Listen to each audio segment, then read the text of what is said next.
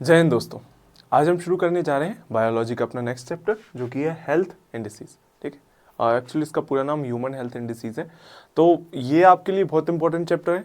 क्यों? क्योंकि आपको डायरेक्ट क्वेश्चन आएगा क्या कि भाई ये वाली डिसीज किसके कारण होती है, इस डिसीज को क्या कहते हैं, कुछ और इसका कॉमन नेम है क्या, कौन सी डिसीज किसके कारण होती है, बैक्टीरिया के कारण होती है, वायरस के कारण होती है, या कोई प्रोटोजोआ नीडेड है। ठीक है, हर आपसे कोई लाइफ साइकिल पूछी जा सकती है। आपसे पूछी जा सकती है कि भाई ये वाली वैक्सीन अगर है, अगर XYZ कोई वैक्सीन है तो वो किस बीमारी के लिए यूज़ होती है, अगर ये वाली बीमारी आपको ही है तो वो किसके द्वारा ठीक हो सकती है। ठीक है, तो सबके कॉजेटिव एजेंट्स आएंगे। ठीक है, बैरियर्स आएंगे, आपको वैक्सीनेशन आएगा, इम्यून सिस्टम के बारे में क्वेश्चंस ये बहुत सारे आते हैं। ठीक है, अगर आप कोई भी एक किताब आती है, ठीक है, PYQs की साइंस के लिए, तो अगर आप उसको खोल के देखेंगे तो आपको सिर्फ इसी चैप्टर से ज़्यादा बहुत ज़्यादा क्वेश्चंस आपको इसी चैप्टर से मिलेंगे। ठीक है, ज़्यादा ये कॉन्सेप्ट वाला है नहीं। ठीक है, कॉन्सेप्ट थोड़े शुरू में आएंगे कि हाँ इम्यूनिटी के बारे में पढ़ लो, different type of immune systems के बारे में पढ़ लो, कौन कौन से सिस्टम कब लगते हैं, but that is not important for your exam. आपके लिए एग्जाम में क्या इंपॉर्टेंट है, हाँ दैट इज़ ऑल्सो इम्पॉर्टेंट, क्योंकि BNT सेल कभी कभी लिए जाते हैं उसके फंक्शंस। ठीक है, बाकी आपके लिए इंपॉर्टेंट क्या है, इंपॉर्टेंट है आपके लिए डिसीजेस। ठीक है, कौन सी डिसीज आपको कब हो रही है, क्यों हो रही है, किसके कारण हो रही है, और उसको ठीक कैसे किया जा सकता है। ठीक है, ये आपसे पूछेंगे। तो चलो आज अपन शुरू करते हैं अपना ये चैप्टर। ठीक है, चलो फर्स्टली क्या है, इम्यूनिटी। ठीक है, सबसे पहला टॉपिक है इम्यूनिटी। ठीक है, जो कि अपना बायोलॉजिकल डिफेंस सिस्टम को हम इम्यूनिटी कहते हैं। क्या कहते हैं? Biological defence system. इम्यूनिटी क्या है? अपने अंदर जो कि डिफेंस सिस्टम है। अगर हमें सर्दी होती है तो कौन सा डिफेंस सिस्टम यूज हो जाता है, और हमें कोई भी बीमारी होती है तो हम खुद ब खुद कभी कभी उस चीज को यूज कर लेते हैं। जैसे फीवर हो जाता है हमें, जो फीवर होता है उसका कारण क्या है आज हम सब जानेंगे। ठीक है, तो इधर ही देखते हैं। सबसे पहले definition, the ability of the body to resist and fight against pathogens. Pathogens क्या होते हैं? पैथोजेंस कोई भी समझ लो, ये लिखा है, bacterias, viruses, fungi etcetera. Basically कोई भी हार्मफुल फॉरेन लिविंग सब्सटेंस।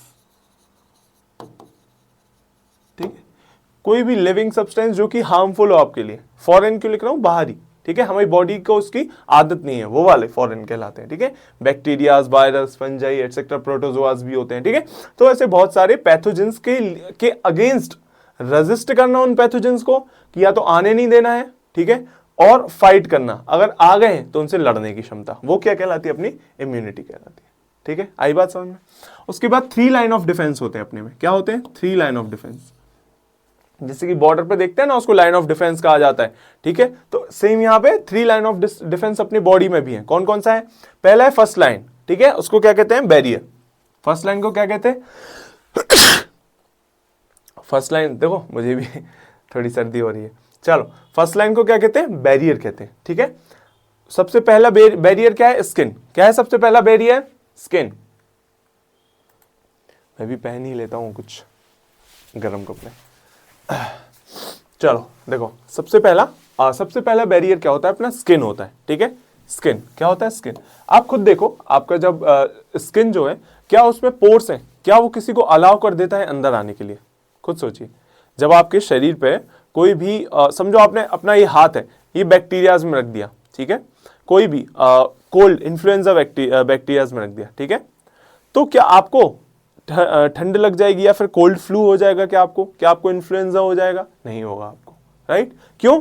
क्योंकि या तो आप अनटिल और अनलेस वो बैक्टीरियाज आपकी बॉडी के अंदर नहीं जाते, आपको इन्फेक्शन नहीं होगा। ठीक है, तो आप क्या करते हो? जब भी कोई गंदे सरफेस पे हाथ रख जाता है तो क्या करते हैं? सैनिटाइज कर लेते हैं या फिर हाथ धो लेते हैं अच्छे से, तो क्या है, वो बैक्टीरिया वॉश ऑफ हो जाते हैं। ठीक है, तो यहां पे वही है काम स्किन का, कि भाई barrier, first line of defence क्या है? स्किन। ठीक है, और सबसे ज्यादा अपनी बॉडी में स्किन ही है। अगर मोस्टली देखें तो स्किन ही है, तो सबसे बड़ा डिफेंस भी क्या है अपने पास? स्किन है।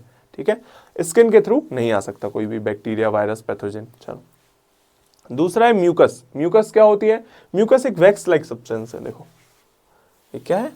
यहां लिख देता हूं, वैक्स लाइक कह लो, स्टिकी सब्सटेंस कह लो, ठीक है, स्टिकी सब्सटेंस ले लो। आपकी जो नोज में म्यूकस होता है, ठीक है, आपके थ्रोट में म्यूकस होता है, ठीक है, तो क्या ये म्यूकस क्या काम करता है? म्यूकस आपका बैरियर की तरह है। कैसे काम करता है सर?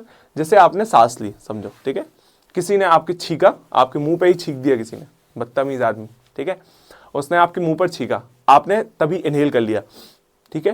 पहले तो आपके जो नोज हेयर्स है वो आपको बचाएंगे थोड़ा बहुत, कि हाँ बैक्टीरिया वायरस ये सब अंदर ना जा पाए, तो थोड़ा बहुत उन्होंने बचाया, फिर भी बाय चांस चले गया अंदर। अब हमारी जो म्यूकस होती है, जो म्यूकस होती है यहां से नाक से लेके यहां तक म्यूकस होती है बहुत सारी, तो वो आपको ट्रैप कर लेती है, और जब आप ऐसे नोज हटाते हो तो फिर वो बाहर चला जाता है, वो बैक्टीरिया वायरस उसके साथ ही, ठीक है, तो म्यूकस उसको रोक लेता है, ठीक है। चलो म्यूकस हो गया। फिर टीयर्स, याद रखना ये बहुत इंपॉर्टेंट है, टीयर्स कंटेन लाइसोजाइम। लाइसोजाइम एक एंजाइम है जो कि क्या, थोड़े फेगोसाइटिक नेचर के होते हैं, ठीक है, ये आपका जो वायरस हैं, बैक्टीरिया हैं, इनसे प्रोटेक्शन देते हैं। क्या क्या है समझ में? टीयर्स में क्या होता है? लाइसोजाइम होता है। क्या होता है? लाइसोजाइम। लाइसोजाइम क्या क्या समझ में आया कि भाई टीयर्स में लाइसोजाइम होता है। लाइसोजाइम क्या है? एक एंजाइम से, क्या है, एक तरह के एंजाइम से, देखिए क्या है, एंजाइम से। अब ये करते क्या है एंजाइम से? तो ये करते क्या है, ये आपका, इधर बता देता हूं, देखो ये समझो आपका बैक्टीरिया है, ठीक है, बैक्टीरिया याद है अपन ने पढ़ा था, इसके बाहर कौन सी सेल वॉल होती है? किसकी सेल वॉल होती है? This cell wall consist of what? पढ़ा था ना अपन ने, याद है आपको? क्या था? Peptidoglycan, right. तो ये जो पेप्टाइडोग्लाइकेन है ना, जो लाइसोजाइम होता है, इस पेप्टाइडोग्लाइकेन वॉल को ब्रेक कर देता है। इसको ब्रेक कर देता है तो पूरा बैक्टीरिया डिग्रेड होने लगता है। उसके बाद जब आपकी इम्यूनिटी सिस्टम वर्क करेगा तो ये सारा डिग्रेड हो जाता है, ठीक है। तो इस सेल वॉल को तोड़ने का बेसिकली काम किसका है? लाइसोजाइम का, ठीक है। तो ये भी मदद कर रहा है। आपके सलाइवा में भी एंजाइम्स होते हैं। आपका जो स्टोमिक एसिड है जो कि HCl है, याद रखना इंपॉर्टेंट क्या है, टीयर्स और सलाइवा इनमें लाइसोजाइम्स होते हैं।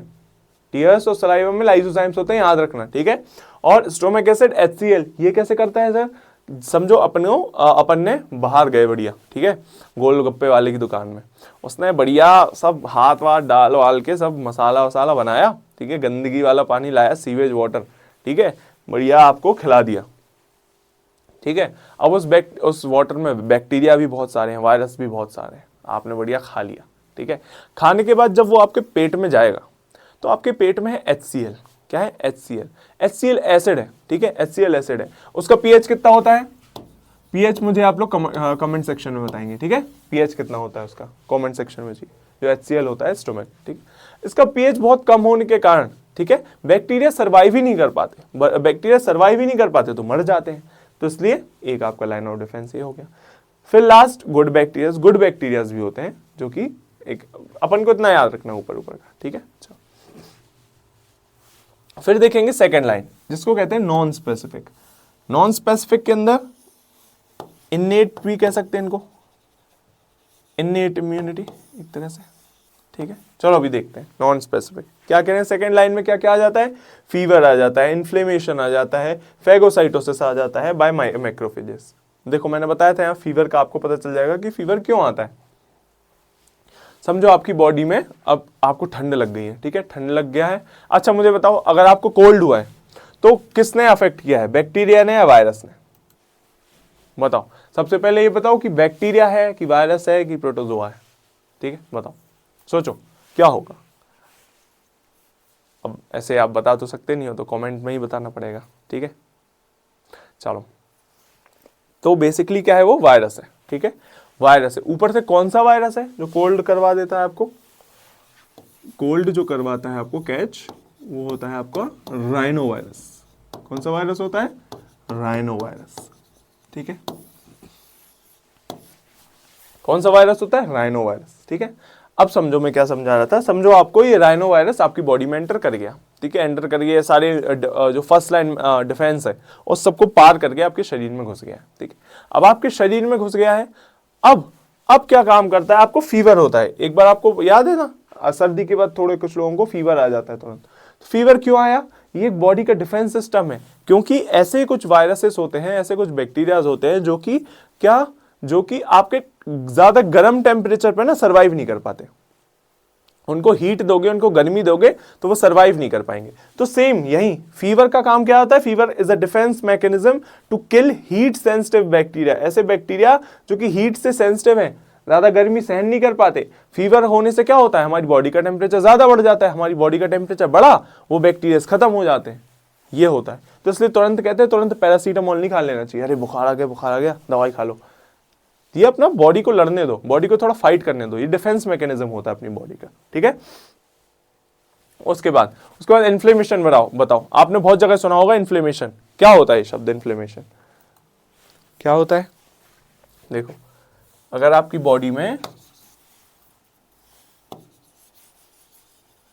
कैसे सिम्टम्स देखें, रेडनेस आ रही है, ठीक है, समझो आपको चोट लगी, ठीक है, कट लग गया कहीं पे, ऐसा घुटने आप गिर गए, छिल गए आप, ठीक है, रेडनेस आ गई उस एरिया में, आपको थोड़ा गरम गरम लगने लगा उस एरिया में, ठीक है, स्वेलिंग आ गई उस एरिया में, तो ये सब काय के सिम्टम्स हैं इन्फ्लेमेशन के।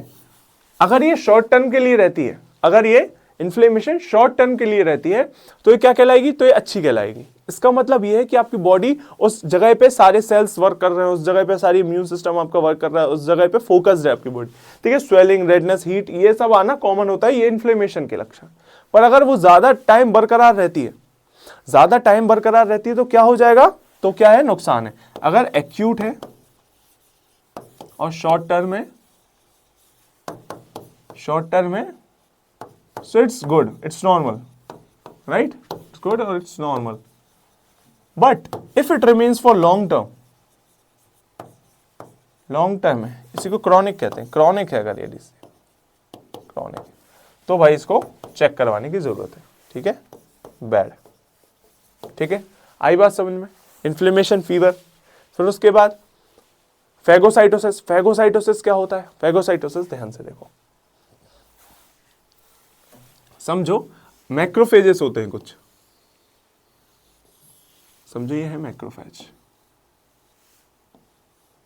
इनके पास ये होता है एंटीबॉडीज। क्या होती है मैक्रोफेजेस के बाद, एंटीबॉडीज होती है, ठीक है, एंटीबॉडीज थी, ठीक है सर। अब समझो एक पैथोजन आया, समझ लेते हैं एक तरह का बैक्टीरिया है, ठीक है, बैक्टीरिया आया, इसके पास इसकी एंटीबॉडीज होती हैं, ये एंटीबॉडीज होती है, ये होती है एंटीबॉडीज, ठीक है। जब बैक्टीरिया आपकी बॉडी में आता है, ये होते हैं आपके मैक्रोफेजेस, ठीक है। तो मैक्रोफेज ना अपने एंटीबॉडी को इसके एंटीजन से बाइंड करा लेते हैं। क्या करा लेते हैं, बाइंड करा लेते हैं। तो ये कैसा हो जाएगा,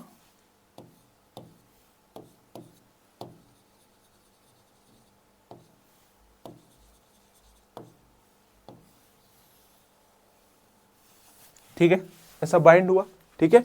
उसके बाद ना धीरे धीरे ये इनको एनगल्फ करने लगता है। एनगल्फ मतलब अंदर लेने लगता है। अंदर लेने लगेगा मतलब क्या हो जाएगा, समझो ऐसा है, ऐसा है,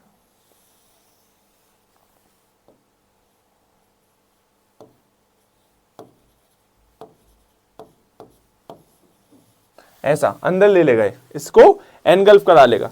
एनगल्फ कराने के बाद क्या करेगा, इसको डिस्ट्रॉय कर देगा। इसको लाइजोजाइम्स मिल जाएंगे और लाइजोसोम्स, ठीक है, और क्या कर देगा, ये इसको डिस्ट्रॉय कर देगा। ऐसे ऐसे ब्रेक हो जाएगा, ये क्या हो जाएगा, ऐसे ऐसे ब्रेक हो जाएगा। आई बात समझ में, क्या काम है बेसिकली इसका, क्या काम है बेसिकली इसका, क्या होता है, ये लाइजोजाइम्स नहीं, सॉरी लाइजोसोम्स होते हैं। पहले इसको सही कर लो, लाइजोसोम्स होते हैं, ठीक है। तो लाइजोसोम्स इन फेगोसोम्स के साथ मिलके, यहां फेगोसोम्स भी होते हैं, लाइजोसोम्स भी होते हैं, तो फेगोसोम्स प्लस लाइजोसोम्स ये मिलके क्या बना लेते हैं आपका, फेगोलाइजोसोम्स। देखो ये क्वेश्चन आ सकता है, अच्छे से देख लो, फेगोलाइजोसोम्स कहलाते हैं। ये क्या डिस्ट्रॉय कर देता है आपको इसको, ठीक है। तो ये मैक्रोफेजेस में एक फेगोसाइटिक प्रॉपर्टी होती है, फेगोलाइसोसोम्स। ठीक है, आया समझ में? फेगोसाइटोसिस क्या है? बेसिकली किसी भी फॉरेन पार्टिकल को, लाइक बैक्टीरिया हो गया, वायरस हो गया, जो भी है, माइक्रो ऑर्गेनिजम्स है, तो उनको एनगल्फ कर लेना, अंदर अपने समा लेना और अंदर ही अंदर डिस्ट्रॉय कर देना, वो प्रॉपर्टी होती है अपनी फेगोसाइटोसिस की। आई बात समझ में? ठीक है, अब देखेंगे अपन थर्ड लाइन, जिसको स्पेसिफिक कहते हैं। स्पेसिफिक ही अडप्टिव इम्यून सिस्टम कहलाता है। ये ऊपर वाला क्या था? इन्नेट। इन्नेट बेसिकली देखो यहां पर देख लो, innate immune system. Innate immune system क्या होता है? ये आपके बर्थ से प्रेजेंट रहता है। ये क्या रहता है? आपके बर्थ से प्रेजेंट रहता है। आप पैदा हुए, आपके पास इन्नेट इम्यून सिस्टम है अपना। ठीक है, आपके पास आंसू हैं अपने, आपके पास सलाइवा है, आपके पास स्किन है अपनी। ठीक है, ये जो फर्स्ट और सेकंड लाइन ऑफ डिफेंस है, ये पूरे इन्नेट में आते हैं। ठीक है, एक्वायर्ड होता है, नाम से ही समझ में आ रहा होगा, एक्वायर्ड इम्यून सिस्टम। एक्वायर किया गया है by your own life time. आपके लाइफ टाइम में ही ये आया है आप में। ठीक है, आपके लाइफ टाइम में आते जाएगा, ये एक्वायर्ड इम्यून सिस्टम बढ़ते जाएगा। आपको जितनी बीमारियां होती जाएंगी, आप जितने स्ट्रांग बनते जाओगे, ये इम्यून सिस्टम उतना स्ट्रांग बनता जाएगा। ठीक है, तो ये एक्वायर्ड इम्यून सिस्टम है। अब इसके अंदर क्या क्या होता है? इन्वॉल्विंग बी सेल्स होते हैं और टी सेल्स होते हैं। दो सेल्स होते हैं, याद रखना है। कौन कौन से? बी सेल्स और टी सेल्स। आया इतना समझ में? इतना समझ में आ गया कि नहीं? ठीक है, चलो आगे बढ़ते हैं अपन। चलो सबसे पहले देखते हैं टाइप ऑफ सेल में, अडप्टिव इम्यून सिस्टम में क्या टाइप ऑफ सेल्स। ठीक है, ये स्पेशल फोर्सेस टाइप की है। ठीक है, ये बिल्कुल जब सारा कुछ काम ही नहीं कर रहा शरीर का, तो फिर शरीर। और तीसरी चीज इसलिए कहते हैं भाई, इमीडिएट गोलियां नहीं खा लेनी चाहिए कि बुखार आया तो गोली खा ली, कुछ भी थोड़ी सी गड़बड़ हुई तो गोली खा ली। भाई इतना बढ़िया इम्यून सिस्टम बनाया है अपनी भगवान ने अपनी बॉडी में। ठीक है, 3 लेयर ऑफ डिफेंस सिस्टम है। पहला चलो उलझ जाए, पहले चलो बच जाए कोई चीज, सेकंड से नहीं बचेगी, चलो सेकंड से भी बच जाती है बाय चांस, तो थर्ड वाला तो इतना खतरनाक स्पेशल फोर्सेस है। देखो बी सेल्स, बी सेल्स को क्या कहते हैं? Humoral immunity. याद रखना ये चीज, ह्यूमोरल इम्यूनिटी या फिर बी सेल सेम ही है। ये क्या करते हैं? Produce antibodies. एंटीबॉडीज कुछ नहीं है, वाई शेप्ड स्ट्रक्चर्स हैं, वाई शेप्ड प्रोटीन से समझो, जिसपे क्या बाइंड हो जाता है? एंटीजन बाइंड हो जाता है। मैंने वहां बताया था फेगोसाइटोसिस में, ये एंटीजन आया, ये बैक्टीरिया का एंटीजन आया और इस एंटीबॉडी से बाइंड कर गया। ठीक है, तो एंटीबॉडी बनाता है, क्या करता है? प्रोड्यूस एंटीबॉडी, जो कि इम्यूनोग्लोब्युलिन्स कहलाती है। एंटीबॉडीज को ही क्या कहते हैं? इम्यूनोग्लोब्युलिन्स। क्या कहते हैं? इम्यूनोग्लोब्युलिन्स। याद रखना, इनके अभी 2 नाम बता दिए। बी सेल का क्या नाम बता दिया? Humoral immunity. एंटीबॉडीज का क्या नाम बता दिया? इम्यूनोग्लोब्युलिन्स। ठीक है, produce antibodies to attack pathogens in blood और फ्लूइड्स। क्या करते हैं? एंटीबॉडी क्यों बनती है? क्योंकि पैथोजन को अटैक करना है। कहाँ में? ब्लड में, फ्लूइड में। फ्लूइड मतलब समझ, प्लाज्मा, सीरम, वही सब। ठीक है, इसमें अगर अटैक करना है। टी सेल्स क्या होते हैं? टी सेल्स होते हैं cell mediated immunity. B cell क्या होते थे? Humoral immunity. टी सेल क्या होते हैं? Cell mediated immunity. Cell mediate से आपको समझ में आ रहा होगा, सेल वाला चक्कर। तो क्या? Attack infected host cells directly. जो आपके सेल्स जो डैमेज हो गए हैं, जो कि इन्फेक्टेड हैं, समझो कि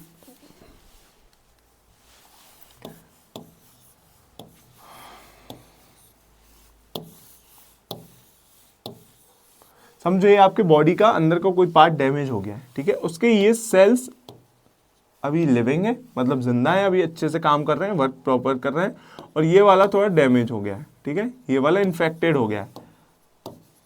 ठीक है, ये वाला इन्फेक्ट हो गया है। तो क्या इन वाले इन्फेक्टेड सेल्स को ये डायरेक्टली अफेक्ट करते हैं? कौन से? T cells. टी सेल्स किसको? इनको अटैक करेंगे कि इनको हटाओ भाई, ये फैलाएंगे, क्योंकि ये इन्फेक्शन ग्रो करवाएंगे, इसलिए इनको हटाओ।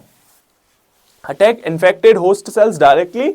Helper T cells act as messenger. एक हेल्पर टी सेल्स होते हैं जो क्या मैसेंजर की तरह एक्ट करते हैं कि हाँ भाई इस वाले को पकड़ना है।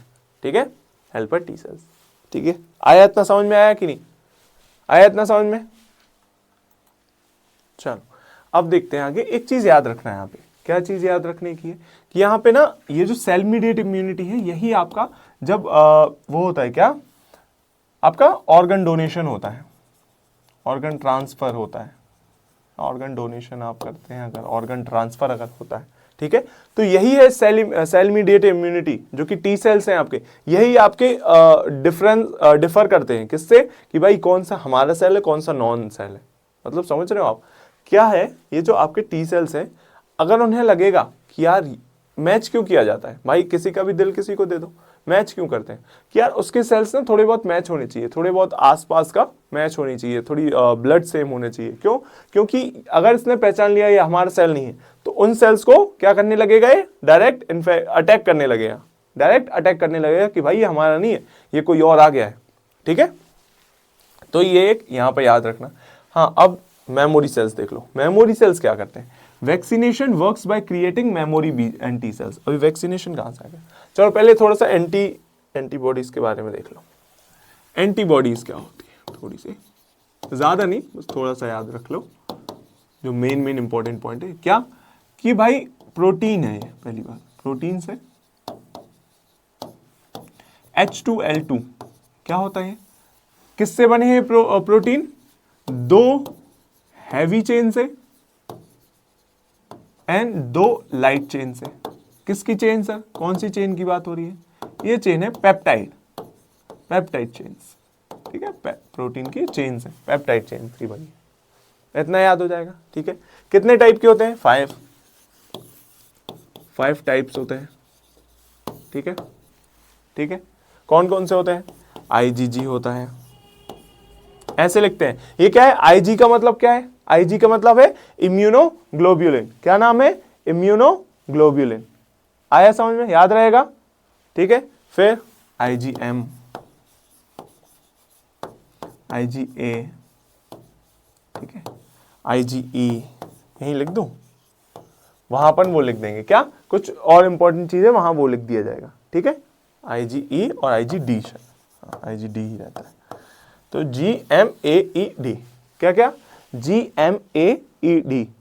ठीक है, चलो अब एक चीज याद रखना, इसमें से भी आपको कुछ इंपॉर्टेंट वाले याद रखना है। पांचों याद है तो बहुत ही अच्छी बात है, इससे बढ़िया कोई बात ही नहीं हो सकती, पर आपको जो फंक्शंस है इनके, वो आपको कुछ के ही याद रखने हैं। ठीक है, जैसे कि मैं बताता हूं, जैसे कि आपको याद रखना है क्या का, ए का, AGA का याद रखना है, IgA का ये कहां होता है, ये ब्रेस्ट मिल्क में होता है, ब्रेस्ट मिल्क। ठीक है, इसको क्या कहते हैं, कोलेस्ट्रम।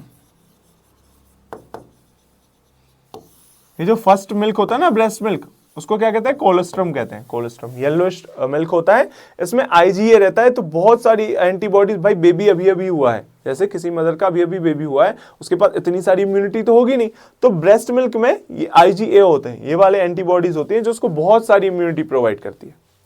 आई समझ में, वो क्या करती है, बहुत सारी इम्यूनिटी प्रोवाइड करती है। आगे इतनी बात समझ में। ठीक है, अब एक और चीज याद रखना, सबसे ज्यादा अबंडेंट क्या होती है, अबंडेंट मतलब सबसे ज्यादा शरीर में कौन सी होती है, IgG, अबंडेंट। ठीक है, और ये क्या होता है, मदर के प्लेसेंटा के थ्रू,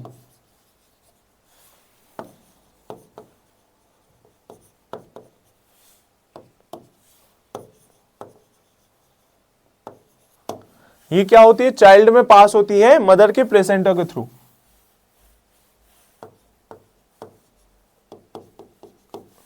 मदर के प्लेसेंटा के थ्रू क्या होता है, चाइल्ड में पास होती है, जब तक वो एक अच्छी उसमें नहीं आ जाता, अच्छी स्टेज में नहीं आ जाता, ग्रोथ स्टेज में नहीं आ जाता।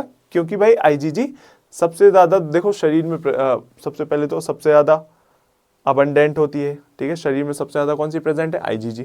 ठीक है, तो भाई हमें बहुत मात्रा में चाहिए। और अभी अभी बच्चा अगर हुआ है तो वो कैसे ये सब IgG वगैरह डेवलप करेगा, राइट। तो मदर उसमें, मदर की प्लेसेंटा के थ्रू ये सब ट्रांसफर होता है। ठीक है, इतना आ गया अभी समझ में, आ रहा है इतना समझ में कि नहीं। एक और बस याद रखना, IgE और याद रख लो कि भाई इसका काम क्या है, एलर्जिक रिएक्शंस में। एलर्जिक रिएक्शंस में कौन काम आता है आपका, IgE। ठीक है, आया इतना समझ, बस इतना याद रखो अभी आप। ठीक है, इतना आ गया, चलो पीछे चलते हैं वापस। अब यहां क्या बात हो रही थी, यहां बात हो रही है कुछ वैक्सीनेशंस होती हैं, वैक्सीन सबने लगवाई होंगी भाई वैक्सीन। तो वैक्सीनेशन क्या कैसे वर्क करते हैं, works by creating memory B and T cells. ये जो अभी बी एंड टी सेल्स पढ़े, इनके भी memory B and T cells होते हैं। ठीक है, that recognise pathogens in future attacks. क्या करते हैं, रिमेंबर, याद रखते हैं, क्या को फ्यूचर अटैक अगर हो पैथोजन का तो याद रखते हैं। देख लेते हैं एक बार वैक्सीन अच्छे से समझ लेते हैं। देखो वैक्सीन कैसे वर्क करती है, अब समझो। हमारे शरीर में क्या होते हैं, BNT मेमोरी सेल्स, ठीक है। इनका काम क्या रहता है, याद रखना। क्या काम, मेमोरी सेल से क्या समझ में आ रहा है भाई, याद रखते होंगे, ये तो कुछ क्रेजी चीज, ठीक है। तो क्या ये याद रखते हैं कि आपके शरीर में कौन सा पैथोजन आया था और कौन सी एंटीबॉडी यूज हुई थी, ठीक है। क्या होता है, आपका शरीर देखो देख एक तो पानी रहा है, ठीक है, तो वो क्या करता है, जैसे भी कोई भी पैथोजन आया, समझो ऐसा कोई पैथोजन आता है, ठीक है, उसमें इस तरह की कोई इस शेप की एंटीबॉडी रहती है, ठीक, इस शेप की एंटीबॉडी है। शरीर क्या करेगा, आप में भेजेगा बहुत सारी एंटीजन, इस टाइप का एंटीजन होता है, तो शरीर इसके तरफ बहुत सारी एंटीबॉडीज भेजेगा। कुछ कैसी भेजेगा, कुछ भेजेगा इस शेप की, ठीक है, कुछ भेजेगा भाई इस शेप की, ठीक है, कुछ भेज देगा भाई इस शेप की, ठीक है। तो इसको शेप, इसका शेप, इसको क्या की एंड लॉक हाइपोथेसिस होती है, यहां पे क्या होती है, की एंड लॉक हाइपोथेसिस, ठीक है। एक तरह से ताले चाबी की तरह यहां फंस जाता है, एंटीजन एंटीबॉडी में एक तरह से फंस जाता है।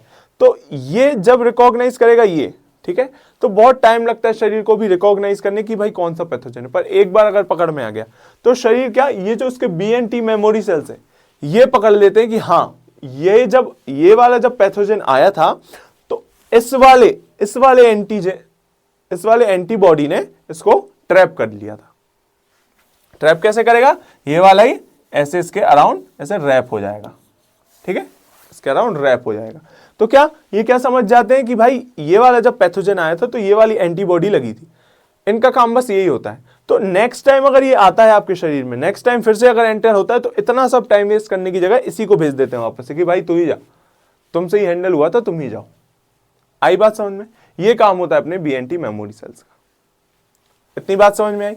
तो वैक्सीनेशन क्या, वैक्सीनेशन आगे आएगा आई गेस, है क्या आगे, नहीं अभी नहीं है, जब वैक्सीनेशन आएगा तब समझेंगे, ठीक है, थोड़ा डिटेल में समझ लेंगे वैक्सीनेशन होता क्या है। पर ये काम समझ गए इनका, मेमोरी सेल्स का काम। चलो तो वैक्सीनेशन में आते हैं, वैक्सीनेशन जब टॉपिक आएगा उसमें अच्छे से समझा देंगे। चलो, that recognize pathogen in future attack. फिर इंपॉर्टेंट एंटीबायोटिक फैक्ट देख लो, antibiotic attacks the cell wall of the bacteria. बताया मैंने कि भाई ये समझो ये बैक्टीरिया है, इसके सेल वॉल पे ये रहता है एंटीजन, ठीक है, of bacteria since virus lack का सेल वॉल, वायरस के पास तो सेल वॉल होता नहीं है। Antibiotics can not treat viral infection, ठीक है। तो एंटीबायोटिक्स जो होती है, सॉरी ये तो एंटीबॉडी था, आई एम सॉरी, एंटीबायोटिक की बात हो रही कि एंटीबायोटिक ना सिर्फ बैक्टीरिया पे काम करती है, जबकि वायरस अगर आ जाता है, वायरस के पास कोई सेल वॉल नहीं है तो एंटीबायोटिक वहां काम नहीं करती है, बताना। That was about antibody, this is antibiotics, याद रखना। चलो नेक्स्ट देखते हैं क्या है।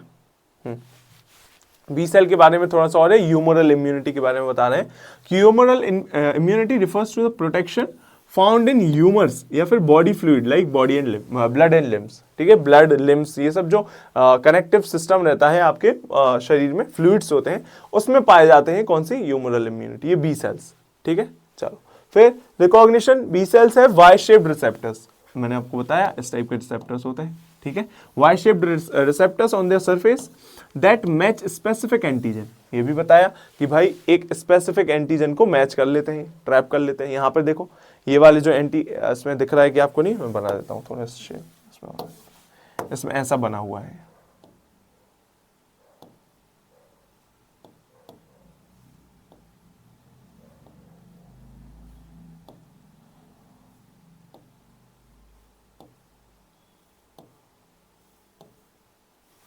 उसमें दिख नहीं रहा होगा आपको वाइट स्क्रीन में, समझ गया मैं।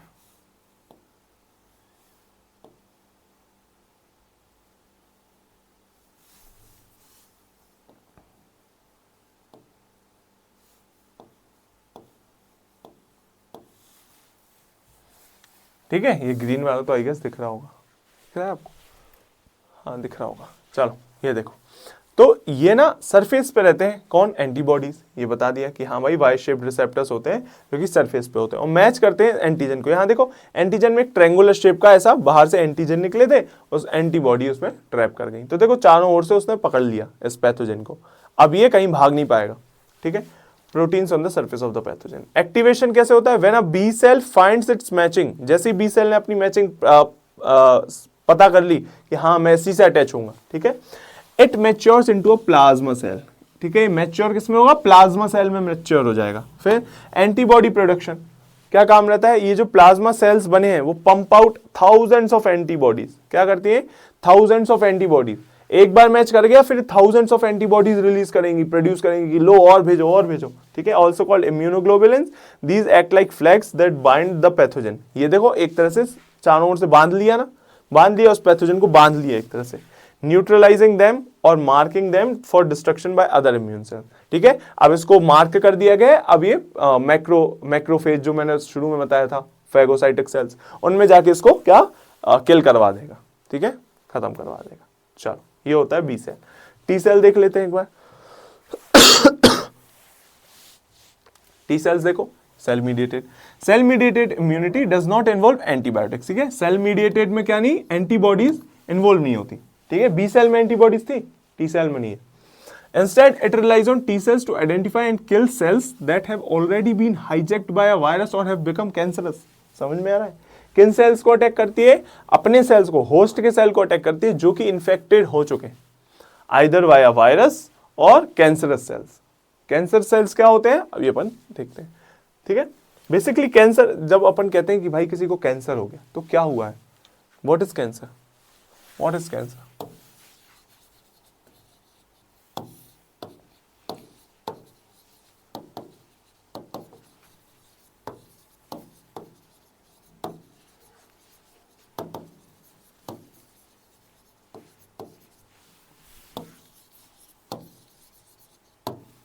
क्या है कैंसर, अनलिमिटेड और अनस्टॉपिंग ग्रोथ ऑफ सेल्स है। क्या है, अनलिमिटेड और अनस्टॉपिंग ग्रोथ ऑफ सेल्स। भाई ऐसे सेल्स है अनलिमिटेड ग्रो कर रहे हैं, बिल्कुल रुक ही नहीं रहे, ग्रो करते जाए, ग्रो करते जा रहे हैं, ट्यूमर बना लेते हैं। फिर आपने देखा होगा एक ट्यूमर अजीब सा बन जाएगा कहीं ना कहीं बॉडी में, ठीक है।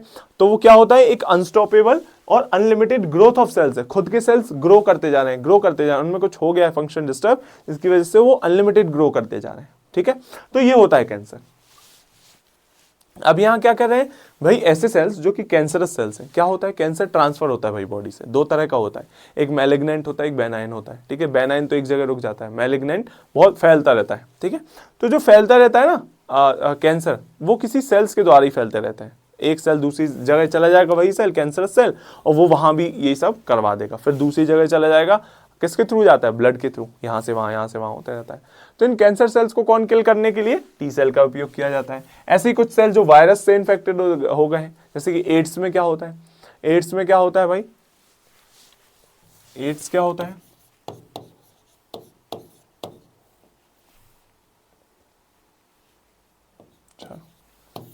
एड्स का फुल फॉर्म कौन बताएगा, कमेंट में बताओ।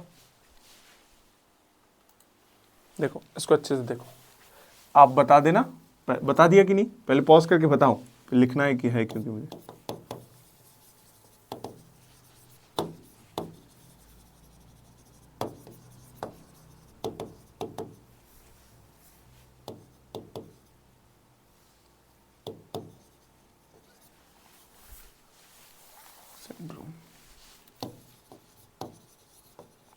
क्या होता है AIDS, acquired immunodeficiency syndrome, acquired immunodeficiency syndrome, ठीक है। किसके कारण होता है, HIV, क्या होता है, ह्यूमन इम्यूनो डेफिशिएंसी वायरस, ठीक है, ठीक है। क्या है, एक रेट्रो वायरस है, क्या है, रेट्रो वायरस, फुल फॉर्म ये पता चल गया आपको, ठीक है। रेट्रो वायरस है भाई, इसमें क्या RNA होता है, क्या होता है, RNA। इसका जेनेटिक मटेरियल क्या है, RNA है। ह्यूमन का जेनेटिक मटेरियल क्या होता है, DNA होता है। याद है सबको, इतना पता है ना, ह्यूमन में कौन सा जेनेटिक मटेरियल होता है, DNA। इस वाले वायरस में कौन सा होता है, RNA होता है, ठीक है। तो ये करता क्या है, पहले ये बताओ मुझे, ये किस किस को याद है, ये वाली प्रोसेस को क्या कहते हैं अपन, इस वाली प्रोसेस को क्या कहते हैं, डीएनए से आरएनए बनने वाली प्रोसेस को क्या कहते हैं? चलो बताओ, कमेंट बताओ किसको याद है, क्या कहते हैं इसको? ट्रांसक्रिप्शन। याद आया? लैक ऑफ पेरोन में पढ़ा था अपन, ठीक है, ट्रांसक्रिप्शन, ठीक है। पर यहां पे क्या होता है, वायरस के पास आरएनए है और ह्यूमन के पास डीएनए है।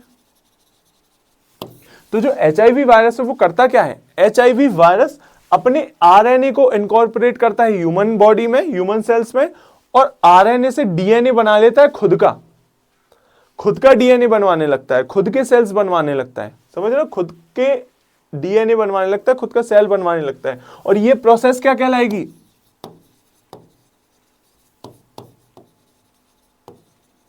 Reverse transcription. ट्रांसक्रिप्शन का उल्टा हो रहा है तो रिवर्स ट्रांसक्रिप्शन। करवाता कौन है, किसकी हेल्प से होता है, रिवर्स ट्रांसक्रिप्टेज की हेल्प से होता है, ठीक है। याद रखना ये चीज, आरएनए से डीएनए बन जाता है वापस से, आरएनए से डीएनए बन जाता है वापस से, वायरस वापस से ये करवाने लगता है। और क्या, किसको अटैक करता है, अटैक्स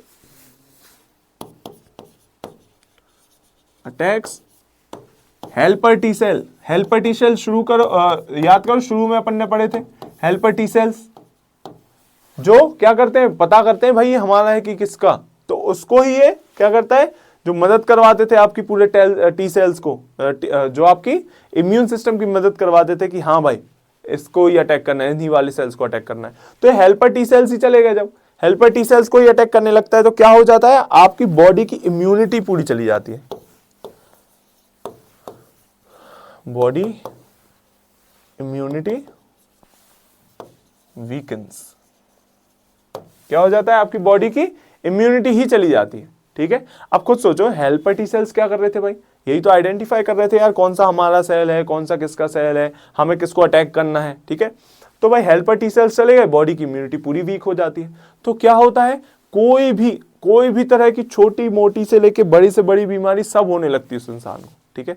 छोटी सी सर्दी हो जाए, मतलब इतनी सी सर्दी में भी उसको सर्दी हो जाएगी, फंगल इन्फेक्शंस हो जाएंगे हजारों प्रकार के, जिस तरह के फंगल इन्फेक्शंस होते हैं, हर तरह की उसको बीमारियां लग जाती हैं एक तरह से। तो इसलिए तो उसको क्या कहते हैं अपन, एक्वायर्ड इम्यूनोडेफिशिएंसी। इम्यून सिस्टम उसका डेफिशिएंसी हो गई, इम्यूनोडेफिशिएंसी, इम्यून सिस्टम उसका ढप्प पड़ गया, कुछ नहीं काम कर रहा है। इसका भी नाम क्या है, ह्यूमन इम्यूनोडेफिशिएंसी वायरस। हर तरह की बीमारियां हो जाती है उसको, उसका इम्यून सिस्टम काम करना बिल्कुल बंद ही कर देता है एक तरह से। आई बात समझ में? ये हो जाता है एड्स में, ठीक है। अब इसका टेस्ट क्या होता है, पता कैसे लगाया जा सकता है भाई, एलाइसा से। एलाइसा एक टेस्ट है, इससे पता लगाया जाता है। आया इतना, याद रहेगा एड्स के बारे में, ठीक है।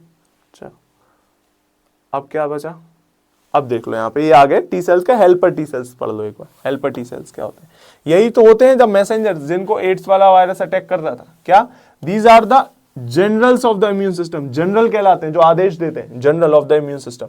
दे do not kill pathogen directly, instead they release chemical signal called cytokines that tell B cells to start making antibodies and tell killer T cells to start attack. अगर जनरल ही मार दोगे किसी देश का, तो सिपाही क्या करेगा, सिपाही को आदेश ही नहीं मिलेगा, सिपाही ठप्प पड़ गया, कुछ नहीं कर पाएगा। भाई भरे रहो कितने भी किलर टी सेल जो कि मारते हैं, अटैक करते हैं, भरे रहो कितने भी बी सेल जो कि एंटीबॉडीज बनाते हैं, जब आदेश ही नहीं दिया जाएगा तो क्या होगा। आपने वो पिक्चर देखी होगी, हॉलीडे पिक्चर देखी आपने, अक्षय कुमार की, उसमें क्या करता है वो, क्या स्लीपर सेल्स होते हैं ना, स्लीपर सेल्स, आपने अगर मूवी देखी तो उसमें स्लीपर सेल्स होते हैं जो कि क्या, सुसाइड बॉम्बिंग करते हैं, खुद पे अपना वो लगा लेंगे, बम लगा देंगे, कहीं भी फट जाएंगे, जन्नत मिल गई, ये सब करते हैं ना नौटंकी, ठीक है। तो क्या, जो हेल्पर टी सेल्स होते हैं, तो ये जो हेल्पर टी सेल्स है एक तरह से समझो स्लीपर हेड का, स्लीपर सेल्स का हेड है, ठीक है। स्लीपर सेल का हेड वो मार देता है अक्षय कुमार वहां पे। स्लीपर सेल का हेड अगर एक बार मर गया तो सारे जो स्लीपर सेल्स हैं उन्हें आदेश ही नहीं मिलेगा, उनको कोई वो ही नहीं मिलेगा, ऑर्डर ही नहीं मिलेगा, तो वो क्या करेंगे, वो ठप्प पड़ जाएंगे। सेम यहाँ पे हेल्पर टी सेल्स आदेश ही नहीं देगा तो इनका कोई मतलब नहीं है, समझ में आई। तो हेल्पर टी सेल बहुत इंपॉर्टेंट, ये मैसेंजर्स कहलाते हैं, ठीक है। चलो साइटोटॉक्सिक किलर टी सेल्स, भाई ये किलर टी सेल्स तो मारेंगे सीधा। These cells scan the body for host cell that are showing signals of the infection. पहले स्कैन करते हैं कि हाँ ये नहीं कर रहा है। When they find one, they latch onto it and release toxins, perforins। देखो याद रखना क्या करते हैं, यहां पे देखो, समझो एक इन्फेक्टेड सेल है, यहां पे उसका एंटीजन है, ठीक है, ये एंटीजन है उसका,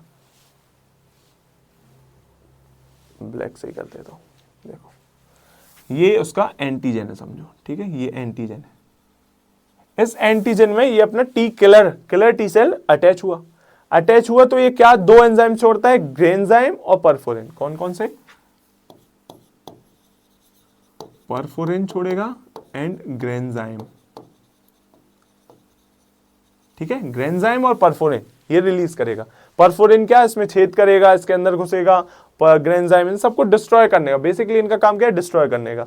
और ये अपोप्टोपिक बॉडी मतलब डिस्ट्रॉय बॉडी, एक तरह से डिस्ट्रॉय कर देगा वो सेल को, ठीक है, ये काम रहता है बेसिकली अपने साइटोटॉक्सिक टी सेल का, ठीक है, जिससे बस्ट हो जाती है वो, बेसिकली बस इतनी बात है, ठीक है। आया दोनों का समझ में फंक्शन, आगे बढ़ते हैं। हाँ अब आ गया भाई वैक्सीन का काम क्या है, वैक्सीन वर्क कैसे करती है, ठीक है। देखते हैं। Vaccine introduce a harmless piece of pathogens. क्या होता है मैं आपको पहले समझा देता हूँ, अच्छा यही देख लो। Vaccine introduce a harmless piece of pathogen. पहले क्या करता है वैक्सीन में, हार्मलेस मतलब जो नुकसान नहीं करेगा, ठीक है, जो आपको नुकसान नहीं करेगा, हार्मलेस पीस ऑफ पैथोजन छोड़ देते हैं, ठीक, लाइक अ प्रोटीन और अ वीकेंड वायरस, ठीक है। Your immune system goes through the full training process to create special forces and memory cells without you ever having to get generally ill. If the, देखो मैं ही समझा देता हूँ यार, ये क्या ही समझाएंगे, अपन से अच्छा कोई समझा सकता है क्या। चलो देखो वैक्सीनेशन में क्या होता है, वैक्सीनेशन में बेसिकली ये होता है कि आपके अंदर ना एक, समझो ये वायरस है,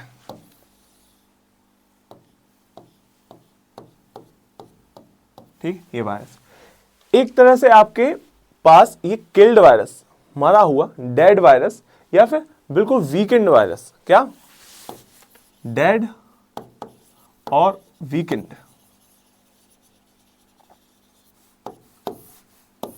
ठीक है, ऐसा वायरस आपके बॉडी में इंट्रोड्यूस करवाया जाता है। वैक्सीन जो आपको लगती है ना, सिरिंज लगती है, उसमें क्या है, यही है।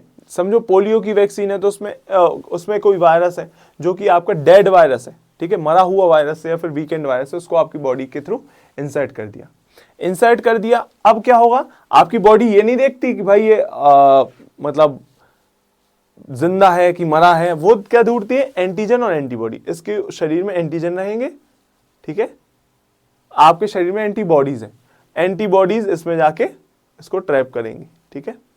तो आप ये ना बहुत लंबी प्रोसेस होती है, जब भी आपको कोई ऐसा वायरस या बैक्टीरिया को इन्फेक्ट करता है तो ये बहुत लंबी प्रोसेस होती है, ठीक है। आपकी बॉडी पहले ढूंढती है कि कौन सा एंटीबॉडी भेजें हम इसके पास, ठीक है, कौन से हेल्पर टी सेल्स जाएंगे, कौन से ढूंढ के लाएंगे, वापस आएंगे, हेल्पर टी सेल्स बताएंगे कि भाई टी सेल्स इस वाले सेल में जाओ, यहाँ ये दिक्कत हो रही है, टी सेल्स जाएंगे वापस से ढूंढेंगे कि भाई कौन सा सेल इन्फेक्ट हो रहा है। तो ये बहुत लंबी प्रोसेस होती है, बहुत लंबी प्रोसेस होती है, इसलिए हम दवाइयाँ खाते हैं कि भाई दवाई से जल्दी जल्दी ठीक हो जाए। तो उस लंबी प्रोसेस को टाल लेना, आपके शरीर में ऑलरेडी ये चीज, एक चीज भेज दी जाती है मरी हुई या फिर उनको वीकेंड, जो कि ज्यादा उतना हार्म नहीं पहुंचाएगी, थोड़ा बहुत आपके सेल्स को हार्म करती है, थोड़ा बहुत हार्म करेगी, उतने में ये पहचान जाएगा, उतने में ये आपका एंटीबॉडी पहचान जाएंगी। एंटीबॉडी पहचानी, इसको डिस्ट्रॉय किया, इसको खत्म किया, इसको खत्म कर दिया। उसके बाद अब आपका क्या क्रिएट होगा, यहां पे मेमोरी BNT सेल्स क्रिएट हो गए।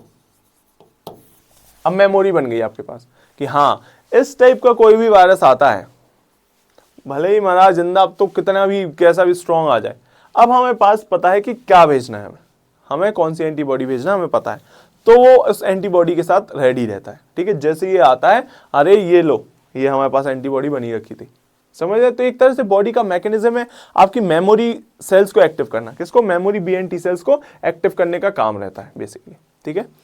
इसका क्या काम है वैक्सीनेशन का, आपका मेमोरी BNT सेल्स को एक्टिवेट करना कि हाँ भाई हमें पहले पता नहीं रहता था तो हमें टाइम लग जाता था, अब कभी भी आपको वो चीज़ होगी, मतलब देखो क्या होता है वैक्सीनेशन में, होता क्या है, आपको पोलियो की लगा दी गई समझो वैक्सीन, ठीक है, मतलब चलो आप वहाँ तो ड्रॉप पिलाते हैं, ठीक है, आपको पोलियो की 2 बूंदें पिला दी गई, ठीक है, आपके शरीर में ये आ गया, आपके शरीर ने लड़ भी लिया, युद्ध भी कर लिया उसे, ठीक है। फिर ऐसा तो नहीं कि भाई पोलियो का वायरस ही खत्म हो जाएगा, पोलियो का वायरस तो अभी भी है, वो आपकी बॉडी में अब कहीं से भी कभी भी एंटर कर सकता है। जैसे ही एंटर करेगा आपकी बॉडी को पता है कि हाँ इसको कैसे मारना है, उसको मार के वहीं के वहीं डिस्ट्रॉय कर देगा और आपको पोलियो नहीं होगा। समझ रहे? तो ये बेसिकली पूरा मैकेनिज्म ये होता है वैक्सीनेशन का, वैक्सीन का, ठीक है। यही ये कह रहे हैं प्रोसेस है to create special forces and memory cells, याद रखना memory cells, without you ever having to get dangerously ill. Dangerously ill नहीं हो गए आप इससे, पर आपके मेमोरी सेल्स भी बन जाएंगे। If the real pathogen enters your body later, the memory cells recognise it instantly and wipe it out. तुरंत पता करके मेमोरी सेल्स वाइप कर देंगे उसको। ये होता है वैक्सीन का काम। चलो अब देखो यही है एंटीबायोटिक वर्सेस वायरस, पढ़ चुके हैं, एक बार फिर से देख लो। अ कॉमन मेडिकल मिसकंसेप्शन क्या है कि antibiotic can cure the flu और अ कोल्ड। अपन भाई जब अपन को सर्दी बुखार आ जाता है तो अपन एंटीबायोटिक खाने लगते हैं। एंटीबायोटिक, अरे भाई राइनो वायरस है, वायरस नहीं मरेगा एंटीबायोटिक से। एंटीबायोटिक खाना बंद कर दो, बहुत नुकसान की चीज़ें हैं, बहुत नुकसान की चीज़ें। एक टाइम पे आपको सच में कुछ बैक्टीरियल इन्फेक्शन हो गया ना तो एंटीबायोटिक कुछ नहीं कर पाएंगे। बैक्टीरियाज में भी एवोल्यूशन की ताकत होती है, वो भी जानते हैं कि यार अरे, वो कहते हैं ना कि एक टाइम पे हिट ज़्यादा यूज़ करते रहो कॉकरोचों पे तो वो भी उसमें सांस लेना सीख जाते हैं, ठीक है। वो भी कहते हैं अरे यार हाँ हिट ही तो है, तुम तो रोज ही दे रहे हो हिट, ठीक है। तो भाई इतना ज़्यादा किसी चीज़ का यूज़ नहीं करना चाहिए। सर्दी हुई तो एंटीबायोटिक खा लो, antibiotic, antibiotic is not for the viruses, ठीक है। It can not cure flu, ठीक है। This is biologically impossible due to how this drugs work. Bacterial target रहता है। Most antibiotic like penicillin works by inhibiting the synthesis of bacterial cell wall. Bacterial cell wall basically destroy कर देता है, तो इसलिए इसमें काम करती है। वायरस में जेनेटिक मटेरियल बस रहता है और कैप्सूल रहता है एक बाहर का, ठीक है, ये कैप्सिड, ठीक है। यहाँ पे सेल वॉल नहीं होती तो कुछ काम ही नहीं है उसका। रिजल्ट बेसिकली वही पता है अपन को, ठीक है। तो ट्रीट वायरस के लिए क्या एंटीवायरल्स आते हैं, एंटीवायरल आता है, एंटीबायोटिक की जगह एंटीवायरल आते हैं, ठीक है, जो कि भाई वायरस की एबिलिटी टू रेप्लिकेट इसको छेड़छाड़ करता है, ठीक है। तो भाई कुछ भी ना खा लें, सोच समझ के फार्मेसी पे जाके ना एंटीबायोटिक लाएं, एंटीवायरल्स लाएं, ठीक है। चलो क्लासिफिकेशन देखो इम्यूनिटी का, एक थोड़ा सा और है। Innate immunity, innate immunity birth से होती है, बाय बर्थ, ये हमेशा से रहेगी। नॉन स्पेसिफिक इसी को कहते हैं। इंक्लूड स्किन एंड फेगोसाइट्स, जो अपन शुरू में पढ़ चुके 2 बैरियर्स, ठीक है। फिर एक्वायर्ड में लाइफ टाइम, ये लाइफ टाइम के लिए होती है। दूसरी इसका क्या है, नेचुरल एक्टिव, ये नेचुरल एक्टिव है, getting an infection and recovering, मतलब नेचुरल एक्टिव हो जाती है। एक तो ये कि अपने आप एक्टिव हो गई। कैसे एक्टिव हो गई भाई, हमें कोई भी इन्फेक्शन हुआ और हम अपने खुद से ही उसको क्या रिकवर कर गए, ठीक है। तो हमारे पास नेक्स्ट कोई भी, अब एक बात बताओ, किसी को स्मॉल पॉक्स अगर हो गया, किसी को चिकन पॉक्स या स्मॉल पॉक्स हो गया, वो उससे रिकवर भी कर गया, रिकवर भी कर गया, तो क्या अब नेक्स्ट टाइम उसको स्मॉल पॉक्स होने के चांसेस बिल्कुल ही कम हो जाते हैं, बिल्कुल ही कम, ठीक है। तो अब क्यों ही होगा, उसने रिकवरी पा ली, उसके सेल्स को पता है कौन सी एंटीबॉडी हमें भेजना है, तो वो बच जाएगा, ठीक है। फिर natural passive antibodies from mother to baby via placenta, ये वाला बता चुका हूं। प्लेसेंटा के थ्रू कुछ एंटीबॉडीज जाती हैं, आईजीजी और कोलेस्ट्रॉम, कोलेस्ट्रॉम आईजी। कोलेस्ट्रॉम क्या है, ब्रेस्ट मिल्क। आया इतना समझ में, ठीक है। कुछ आर्टिफिशियली एक्टिव होती है, जैसे कि वैक्सीनेशन। वैक्सीनेशन क्या है, आर्टिफिशियल या बाहर से ही एंटर करा रहे हो ना, मैन मेड तो है नहीं, artificially active. Injecting weekend pathogen, ठीक है। चलो उसके बाद आर्टिफिशियल पैसिव, ये एक्टिव वाली है। पैसिव एंटी वेनम और प्रीमेड एंटीबायोटिक्स, इमीडिएट प्रोटेक्शन दे देती है। वो जो एंटीबायोटिक की बात हो रही थी, तो ये क्या है, आर्टिफिशियल पैसिव, पैसिव इम्यूनिटी है एक तरह से, कुछ टाइम के लिए आपको साथ दे देंगी। एंटीबायोटिक क्या एकदम से इमीडिएट मदद करेंगे आपकी, हाँ कुछ टाइम के लिए, हाँ लो ये सारे बैक्टीरिया खत्म कर दी, ठीक है। एंटी वेनम, जो आपको अगर सांप काट लेता है तो एंटी वेनम दिया जाता है। एंटी वेनम, वेनम क्या होता है, जहर, राइट। वेनम याद है ना, स्नेक और इंसेक्ट का किसी का भी जहर, पॉइजन, ठीक है। एंटी वेनम दिए जाते हैं, कोई जहर वहर खा लेता है तो, ठीक है, या फिर उसको डस लेता है तो एंटी वेनम। तो ये क्या है, आर्टिफिशियल पैसिव, याद रखना ये एग्जांपल्स। आर्टिफिशियल पैसिव के एंटी वेनम और एंटीबॉडीज, आर्टिफिशियल एक्टिव के वैक्सीनेशन, ये सब याद रखना। This is very important for your exam, याद रखना भाई, धड़ी से आ जाएगा कोई। चलो, की वैक्सीन भाई, ये ध्यान से देखो, आराम से समझो, याद करना है, याद। क्या फादर ऑफ वैक्सीन किसको कहा जाता है? Edward Jenner. एडवर्ड जेनर को कहा जाता है। आई बात समझ में? फादर ऑफ वैक्सीनेशन किसको कहा जाता है? एडवर्ड जेनर को। Developed the small pox vaccine using cow pox. इसकी बहुत अच्छी स्टोरी है, बहुत इंटरेस्टिंग स्टोरी है काउ पॉक्स की, कैसे क्या हुआ था। कभी मौका मिला तो सुनाएंगे, थोड़ी अच्छी कहानी है, ठीक है। एडवर्ड जेनर भाई की क्या किया था इन्होंने, है ना। अब बीसीजी देखते हैं। चलो, इसकी सुनाई दूं क्या स्टोरी? थोड़ी सी है, छोटी सी है, इंटरेस्टिंग स्टोरी इसलिए बता देता हूँ। क्या हुआ था देखो, एडवर्ड जेनर जी थे, ठीक है। इन्होंने क्या किया, इन्होंने अपनी मिल्क मेड को जानते हो, समझते हो मिल्क मेड?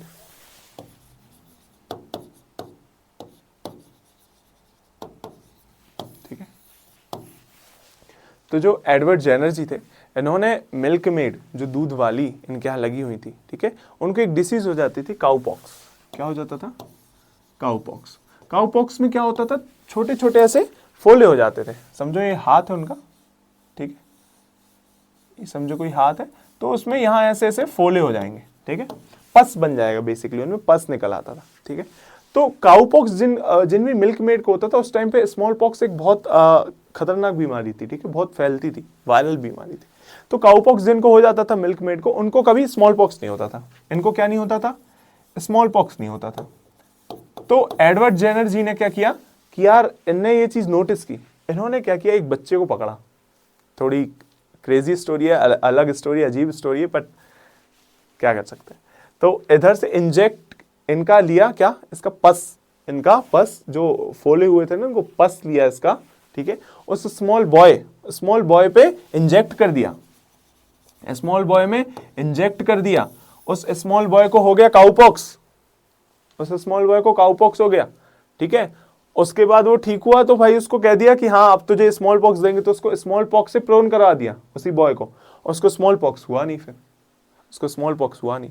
तो यहां से एक वैक्सीन की डिस्कवरी हो गई कि हाँ, एडवर्ड जेनर ने कहा, अरे, उसने खतरनाक ही डिस्कवरी कर ली थी। उसने कहा, अरे भाई, जिनको ये है, जिनको ये होता है, उनको ये होता ही नहीं है। इसका मतलब क्या था कि काउपॉक्स में कुछ ऐसे एंटीजेंस थे जो कि एक एंटीबॉडी बना रही थी,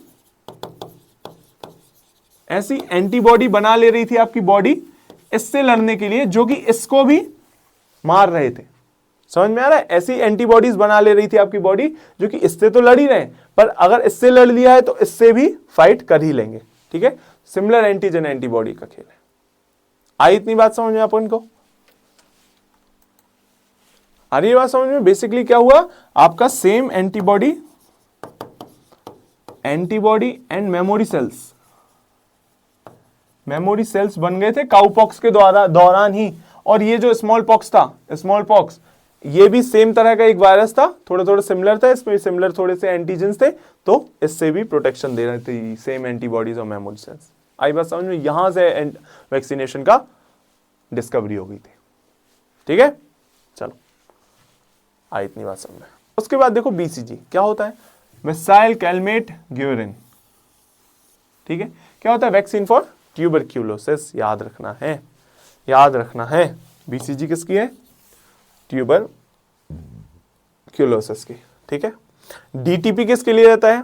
ट्रिपल प्रोटेक्शन देता है डीटीपी। डी से diphtheria, tetanus and pertussis, whooping cough जिसको कहते हैं, ठीक है। डीटीपी वैक्सीन, ये भी याद रखना अपन को, रहेगा याद। चलो एक बार देख लो थोड़ा सा, अगर आपको जानना है तो। बेसिकली डीटीपी, डिप्थेरिया, टिटनेस और पर्ट्यूसिस काय के द्वारा? ये सब बैक्टीरिया, सब क्या है? बैक्टीरियल इन्फेक्शन है, बैक्टीरियल डिसीजेस है। क्या होता है डिप्थेरिया में? क्या होता है डिप्थेरिया में ना, सांस लेने में थोड़ी दिक्कत आ जाती है। क्योंकि यहाँ पे ना आपकी छाती के अराउंड क्या होता है, कफ जम जाता है, बहुत सारा थिक लेयर ऑफ म्यूकस एकदम से जम जाती है, सांस लेने में दिक्कत हो जाती है, हार्ट में समस्या कर सकता है, हार्ट ब्लॉकेज भी कर सकता है, ठीक है। टेटनेस क्या होता है? अरे टेटनेस तो अपन लगवाते रहते हैं, बचपन में भी आपने लगवा लिया होगा, एक आध बार टेटनेस लगवाया है। जब आप गिर जाते हैं तो आपको जब छिल जाता है तो आपको खून आता है, तो डर्ट लग जाए, लोहा, कोई जंग वाला लोहा आपके खून निकाल दे आपके शरीर में, तो मम्मी लोग कहती है ना टेटनेस लगवा लो। टेटनेस क्या? बेसिकली टेटनेस अगर हो जाए तो क्या मसल स्पैज्म हो जाता है, मसल आपका आपे के बाहर चला जाता है, बेसिकली आपके कभी भी कॉन्ट्रैक्ट कर जाएगा, कभी भी उसमें दिक्कत आने लगती है बहुत ज़्यादा, तो इसलिए टेटनेस एक होता है। फिर पर्ट्यूसिस क्या होता है, इसको वूपिंग कफ कहते हैं भाई, ये बहुत बड़ी समस्या थी, ठीक है। अभी तो चलो इसकी वैक्सीन आ गई है, बट ये बहुत बड़ी समस्या थी। क्या होता था इन्फेंट्स में, इन्फेंट्स मतलब बच्चों में बिल्कुल अभी अभी जो हुए हैं, पर्ट्यूसिस हो जाता था अगर उन्हें, तो क्या होता था उनके ना एक साउंड आता था सांस लेने में, इस टाइप का, मतलब इसका मतलब जो म्यूकस है ना फंस रही है उनके, ब्लॉक कर रही है, ये जो समझो यहाँ बना देता हूँ, समझो ये ट्रैकिया है ना, विंड पाइप है ना उसका, और यहाँ पे ये लंग्स है, ठीक है ठीक है। तो इस विंड पाइप में म्यूकस रहता है, तो ये म्यूकस ना बहुत ज्यादा थिक होने की वजह से ना यहाँ पे सांस जा ही नहीं थी, तो आवाज आती थी, सांस जैसे कुछ अटकता है ना सांस के बीच में, ऐसी आवाजें आती थी ऐसी, तो ये वूपिंग कफ, ठीक है। इससे वॉमिटिंग हो सकती थी, बहुत बहुत खतरनाक चीज थी पर्ट्यूसिस, ठीक है। तो ये डीटीपी वैक्सीन लग जाने से 3 चीजों से क्या मिल जाता था अपन को, आराम मिल जाता है। तो भाई वैक्सीनेशन इज वेरी इंपॉर्टेंट। दूसरी बात, ओरल पोलियो वैक्सीन, जो वो 2 बूंद जिंदगी की, ठीक है, वो यही है ओरल पोलियो वैक्सीन, ठीक है। इरेडिकेट पोलियो इन इंडिया, इसने पोलियो इन इंडिया में किया। बहुत लोगों को तो पता भी नहीं होगा पोलियो होता क्या है, पोलियो कहाँ इफेक्ट करता है भाई, पोलियो कहाँ इफेक्ट करता है, और क्या ये वायरस होता है कि भाई बैक्टीरिया होता है, ये वायरस होता है, याद रखना। क्या होता है, वायरस होता है, ठीक है। ट्यूबरक्लोसिस किसके द्वारा, बैक्टीरिया के द्वारा होता है, याद रखना, ये चीजें पूछी जा सकती है। बैक्टीरिया वायरस क्या है, पोलियो वायरस है। कहाँ अफेक्ट कर देता भाई, स्पाइनल कॉर्ड में सीधा, और अपन ने पिछली बार देखा था सेंट्रल नर्वस सिस्टम में क्या हो गया था भाई, spinal cord central nervous system थी, तो अब भाई स्पाइनल कॉर्ड में अफेक्ट करेगा तो सीधे पैरालिसिस होता था, बोलने में अजीब सा टोन निकलती थी, बोल नहीं पाते थे लोग, तो ये बहुत खतरनाक बीमारी थी, ठीक है। अब तो इंडिया पूरा मुक्त है, एरेडिकेटेड है पूरा पोलियो से। तो ये 3 वैक्सीन से याद रखना। उसके बाद अब ध्यान से देखो भाई, यही क्वेश्चन यहीं से आएगा और कहीं से नहीं आएगा, ध्यान से देखना। पहला, पैथोजन अगर प्रोटोजोआ है तो कौन सी डिसीज, मलेरिया, जो मलेरिया डिसीज होती है वो किससे होती है, याद रखना, वायरस बैक्टीरिया किसी से नहीं होती, प्रोटोजोआ से होती है। कॉज्ड बाय प्लाज्मोडियम, पूरा नाम प्लाज्मोडियम वाइवेक्स,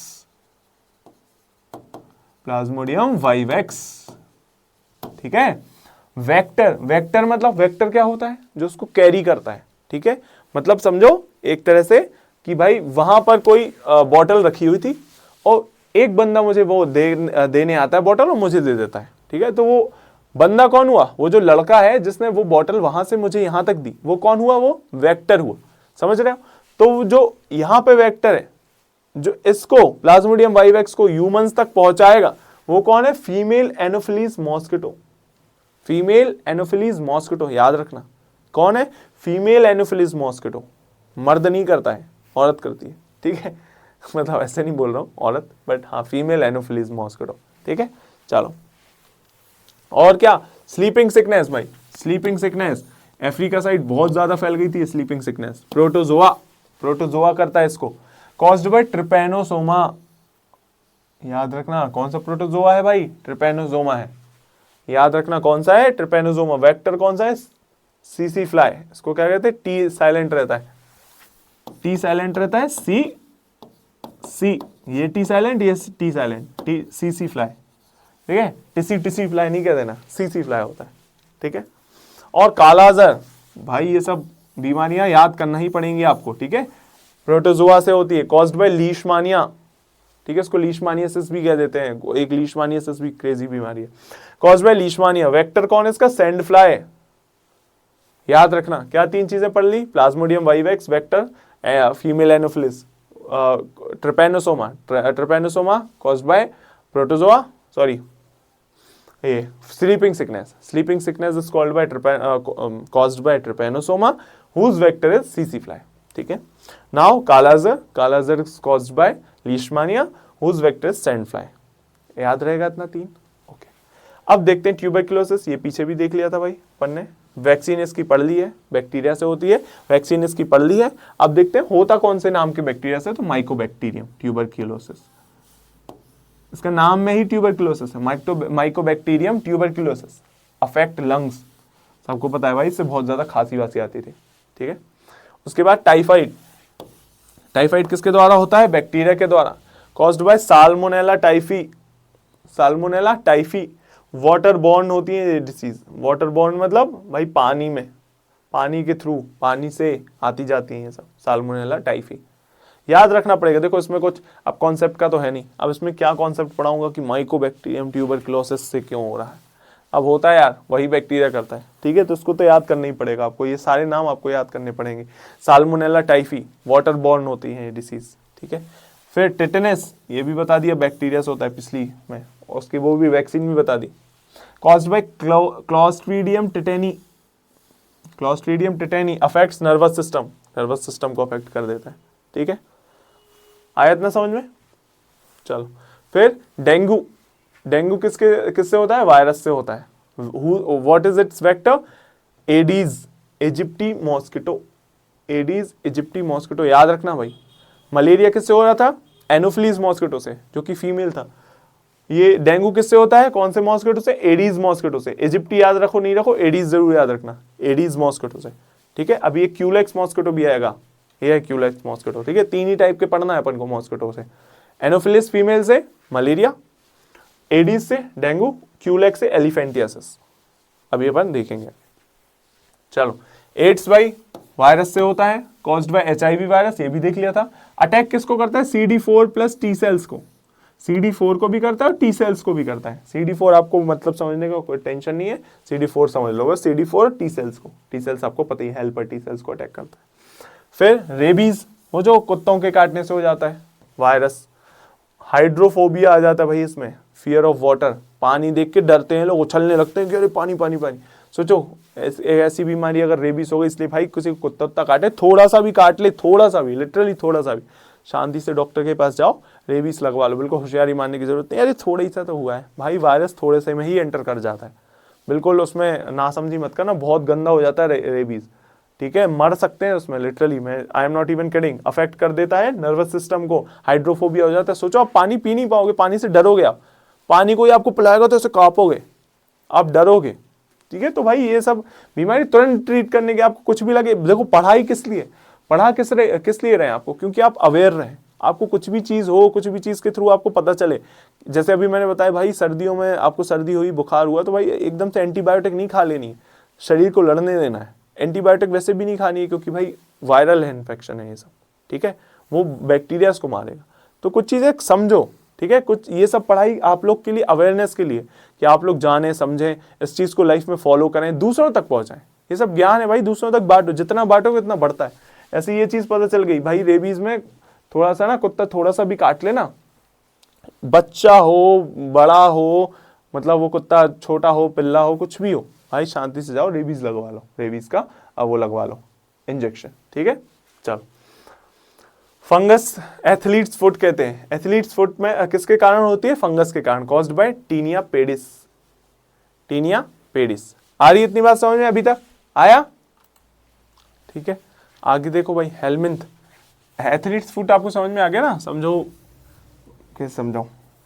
समझो ये मेरा पंजा है, पैर का पंजा है, ठीक है, ये निचला भाग है, जो ये मेरा पैर का पंजा है, ठीक है, ये 5 उंगलियां उसमें, ये है पंजा, ठीक है,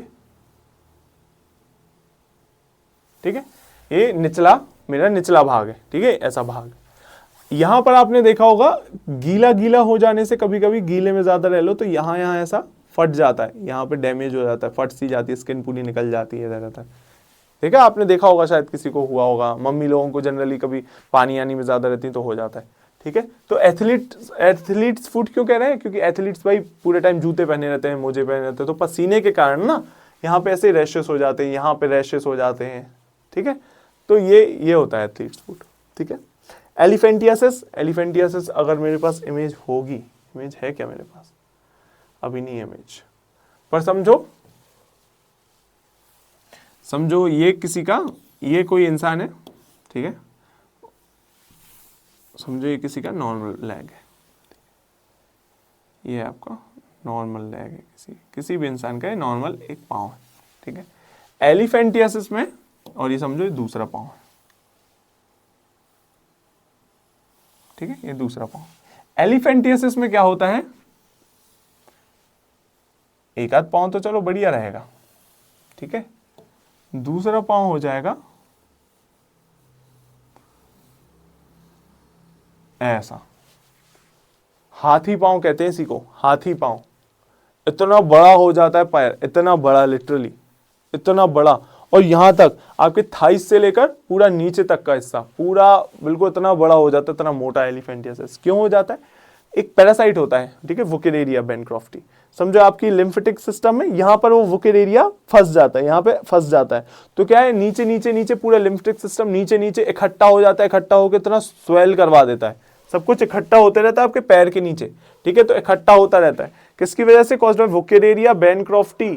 भाई ये पैरासाइट है, हेलमिंथिस, हेलमिंथिक पैरासाइट है, क्या है, पैरासाइट, पैरासाइट है, एक तरह से समझ लो अर्थवॉर्म, अर्थवॉर्म देखा है ना आपने, केचुआ, ठीक है, उससे भी बड़ा बड़ा बड़ा, इतनी बड़ी सी एक चीज वुकेरेरिया बेनक्रॉफ्टी आपके पैर में अटकी है, वो आपकी नली ब्लॉक कर देती है, जिससे नीचे नीचे ना बहुत ग्रोथ, बहुत ज्यादा ऐसे नीचे भरता रहता वो लिम्फेटिक सिस्टम। और किस वेक्टर क्या है, क्यूलेक्स मॉस्किटो, याद रखना भाई, इसलिए मच्छरों से भाई बच के ही रहो। बताओ ये मच्छर कभी डेंगू कॉज कर दे रहा, कभी मलेरिया, कभी ये साला ये एलिफेंटियसिस, है ना, तो दिस इज रॉन्ग। तुम मच्छरों से बच के रहो भाई, अपने आपका सुरक्षा रखो बेसिकली, ठीक है। क्यूलेक्स मॉस्किटो ये करता है, ठीक है। क्या क्या देखी भाई अपन एनोफिलिस में, एनोफिलिस क्या करती है, फीमेल एनोफिलिस, क्या, मलेरिया,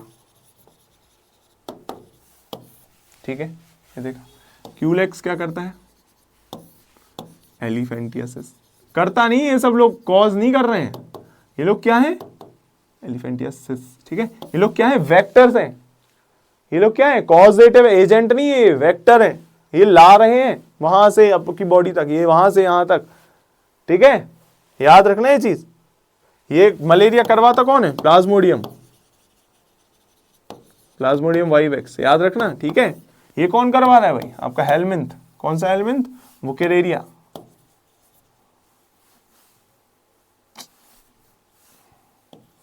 वुकेरेरिया बेनक्रॉफ्टी, ठीक है। और एक और कौन सा था आपका, एनोफिलिस, क्यूलेक्स, और क्या था, एडीज, एडीज क्या, डेंगू, ठीक है, ठीक है। इसमें क्या हो गया, इसमें अच्छा वो नहीं लिखा गया, इसमें वायरस नहीं लिखा है, गैस कोई बात नहीं, अपन लिख देंगे, कोई दिक्कत थोड़ी, ठीक है। डेंगू वायरस, डेंगू वायरस ही है एक तरह का, डेंगू वायरस ही कहते हैं इसको, डेंगू वायरस कह लो या वायरस कह लो या फ्लेवी वायरस कह लो, फ्लेवी वायरस, ठीक है, ठीक है। ये आपको थोड़ा सा डिस्टिंग्विश याद रखना पड़ेगा, डिस्टिंग्विशिंग फीचर बिटवीन 3 मॉस्किटोस, ठीक है, ये आ सकता है। अब क्या, हैवी मेटल टॉक्सिसिटी, देखो अब क्या होता है, ये अपन ने ये सब बीमारी पढ़ ली कि भाई माइक्रो ऑर्गेनिज्म से क्या हो जाता है, कोई फॉरेन बॉडी आपके शरीर में आ जाती है, वायरस आ जाता है, बैक्टीरिया आ जाता है, कोई प्रोटोजोआ आ जाता है, कोई पैरासाइट आ जाता है, तो ये सब को अपन ने पढ़ लिया। अब भाई एनवायरनमेंट, जब अपन बाहर की दुनिया में जाते हैं तो यार हमें बाहर से भी कुछ ऐसे मेटल्स हैं जो हमें अफेक्ट कर देते हैं। भाई पानी, इसलिए आरओ वाले पानी जो पीते हैं ना, वो थोड़ा सुरक्षित रहते हैं क्योंकि प्योर वाटर है बेसिकली, ठीक है, सब कुछ छन के आ रहा है, प्योर होके आ रहा है। जो लोग ढंग का खाना खाते हैं, बाहर का ऐसा खूब बाहर का नहीं खा रहे, वो लोग भी थोड़े प्रोटेक्टेड रहते हैं। क्यों, हैवी मेटल टॉक्सिसिटी हो जाती है, कुछ ऐसे मेटल्स हैं जो कि हैवी हैं, उससे टॉक्सिसिटी हो जाती है। फॉर एग्जांपल मरकरी, भाई पारा अगर शरीर में चला गया आपके, ठीक है, मिनी मार्टर डिसीज हो जाती है भाई, मिनी मार्टर डिसीज, जो कि एक न्यूरोलॉजिकल इशू है, मिनी मार्टर डिसीज। देखो अब यहाँ भी अच्छी स्टोरीज है, थोड़ी सी स्टोरी सुन लेते हैं। मिनी मार्टर डिसीज क्यों कहा जाता है मिनी मार्टर डिसीज को, क्योंकि भाई मिनी मार्टा जो है ना, ये जापान का एक शहर है मिनी मार्टा, ठीक है, जापान का एक शहर है मिनी मार्टा, यहाँ हुई थी ये डिसीज, फैली थी मरकरी से। क्या हुआ था यहाँ पे कि समझो एक नदी थी, नदी में कुछ इलीगल जो इंडस्ट्रियल थे, इंडस्ट्रीज थी, इंडस्ट्रीज ने जो ये मरकरी है, ठीक है, मरकरी रिलीज कर दिया, ठीक है, अनट्रीटेड रिलीज कर दिया उस पानी में, नदी के, और वो पानी लोगों ने पी लिया, जापान के लोगों ने। और जैसे ही वो पानी में टॉक्सिसिटी फैली और पॉल्यूटेड है, किसी को नहीं पता, सब बढ़िया पानी वही पी रहे हैं, उनको मिनीमाटा एक डिसीज हो जाती है, जिससे कि न्यूरोलॉजिकल इशू। कौन सी न्यूरोलॉजिकल इशू भाई? चलते नहीं बन रहा, कोऑर्डिनेशन नहीं है, चलना कैसे है, एक टांग ऐसी जा रही, एक टांग वैसी जा रही, ऐसा लग रहा शराब ही चल रहा हो, ठीक है। हियरिंग लॉस हो गया, सुन नहीं पा रहे, देख नहीं पा रहे, विजन लॉस हो गया, कुछ लोग पागल हो गए, कुछ लोग पैरालिसिस हो गया उनको। तो न्यूरोलॉजिकल मतलब समझ रहे हो, पूरा ब्रेन सिस्टम काम करना एकदम से ठप पकड़ गया था। तो ये हो गया था भाई मरकरी के टॉक्सिसिटी से। दूसरा कैडमियम कॉजेज एटाई डिसीज, ये भी जापान अलग ही चीज है भाई, ये भी जापान में हुई थी सबसे पहले। एटाई का बेसिकली मतलब क्या है? एटाई का आउच आउच, क्या मतलब होता है? आउच आउच, जापानीज में आउच आउच। क्या हुआ था यहाँ पे? Bone and kidney pain. क्या हुआ था यहाँ पे? बोन और किडनी में एटाई डिसीज। इसका भी एक स्टोरी है। क्या हुआ था? एक माइनिंग चल रही थी, ठीक है, माइनिंग चल रही थी, उस माइनिंग का जो वेस्ट था ना, वो पानी में मिल गया, रिवर वाटर में मिल गया। उस रिवर वाटर का गया वो पूरे सॉइल में, ठीक है, सॉइल में मिल रहा था वो रिवर वाटर, और कुछ लोगों ने उसको पानी भी पिया, उसी रिवर वाटर से अपना इंजेस्ट भी किया, वही उसमें मिल गया खेतों में, उससे जो राइस बना वो भी लोगों ने खाया। तो बढ़िया, ये सब जो चीजें हो गई उनको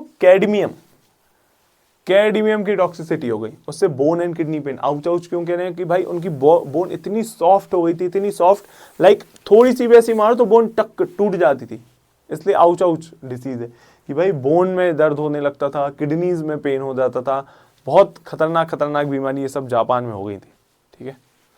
इसलिए अब देखो तो अब कितने डेवलप्ड है जापान, अब बहुत डेवलप्ड है, वो सब इन सब चीजों से हो चुका है, अब इन सब चीजों से बहुत ऊपर उठ चुका है जापान, ठीक है। चलो, लीड कॉजेज प्लम्बिज्म, लीड कॉजेज प्लम्बिज्म, भाई एनीमिया तो देखा होगा, सुना होगा, है ना, फीमेल्स को ज्यादा होता है आयरन की कमी से। पर भाई लेड की मेटल टॉक्सिसिटी से भी क्या हो जाता है? एनीमिया, किडनी डैमेज हो जाती है, किडनी डैमेज हो जाती है आपकी, ठीक है। प्लम्बिज्म आया इतना समझ में अभी तक? नेक्स्ट देखेंगे आर्सेनिक कॉसेस आर्सिनोकोसिस, स्किन लेजाइंस कैंसर। क्या होता है आर्सेनिकोसिस में? क्या आर्सेनिक अगर बॉडी में आ जाए बहुत, तो क्या होता है, समझो हाथ है, ठीक है, यहाँ पे ना ब्लैक कलर के बिल्कुल दाग आ जाएंगे हमेशा के लिए, ऐसे लेजाइन से, मतलब समझो आपका हाथ पैर फट जाते हैं, पैर फटे हुए पैर देखे होंगे सबने, हील्स फट जाती है समझो यहाँ पे छेद हो गया, ऐसे जैसे फट गया हो आपका, जैसे आपका पैर फट जाता है ऐसे ही हाथ समझो फट गया हो, और यहाँ पे ब्लैक कलर के ऐसे निशान आ गए पूरे हाथ में, दाग ऐसे हाथ में, पैर में, स्किन में आपकी, ये सब क्या स्किन लेजाइंस हो जाते हैं। और कैंसर, भाई कैंसर हो सकता है इससे ठीक है। फिर नाइट्रेट इन वाटर, अगर पानी में नाइट्रेट चला जाए, ठीक है, तो it can cause blue baby syndrome. Blue baby syndrome से ही समझ में आ रहा होगा भाई, बेबीज में हो जाता होगा, ब्लू हो जाते होंगे।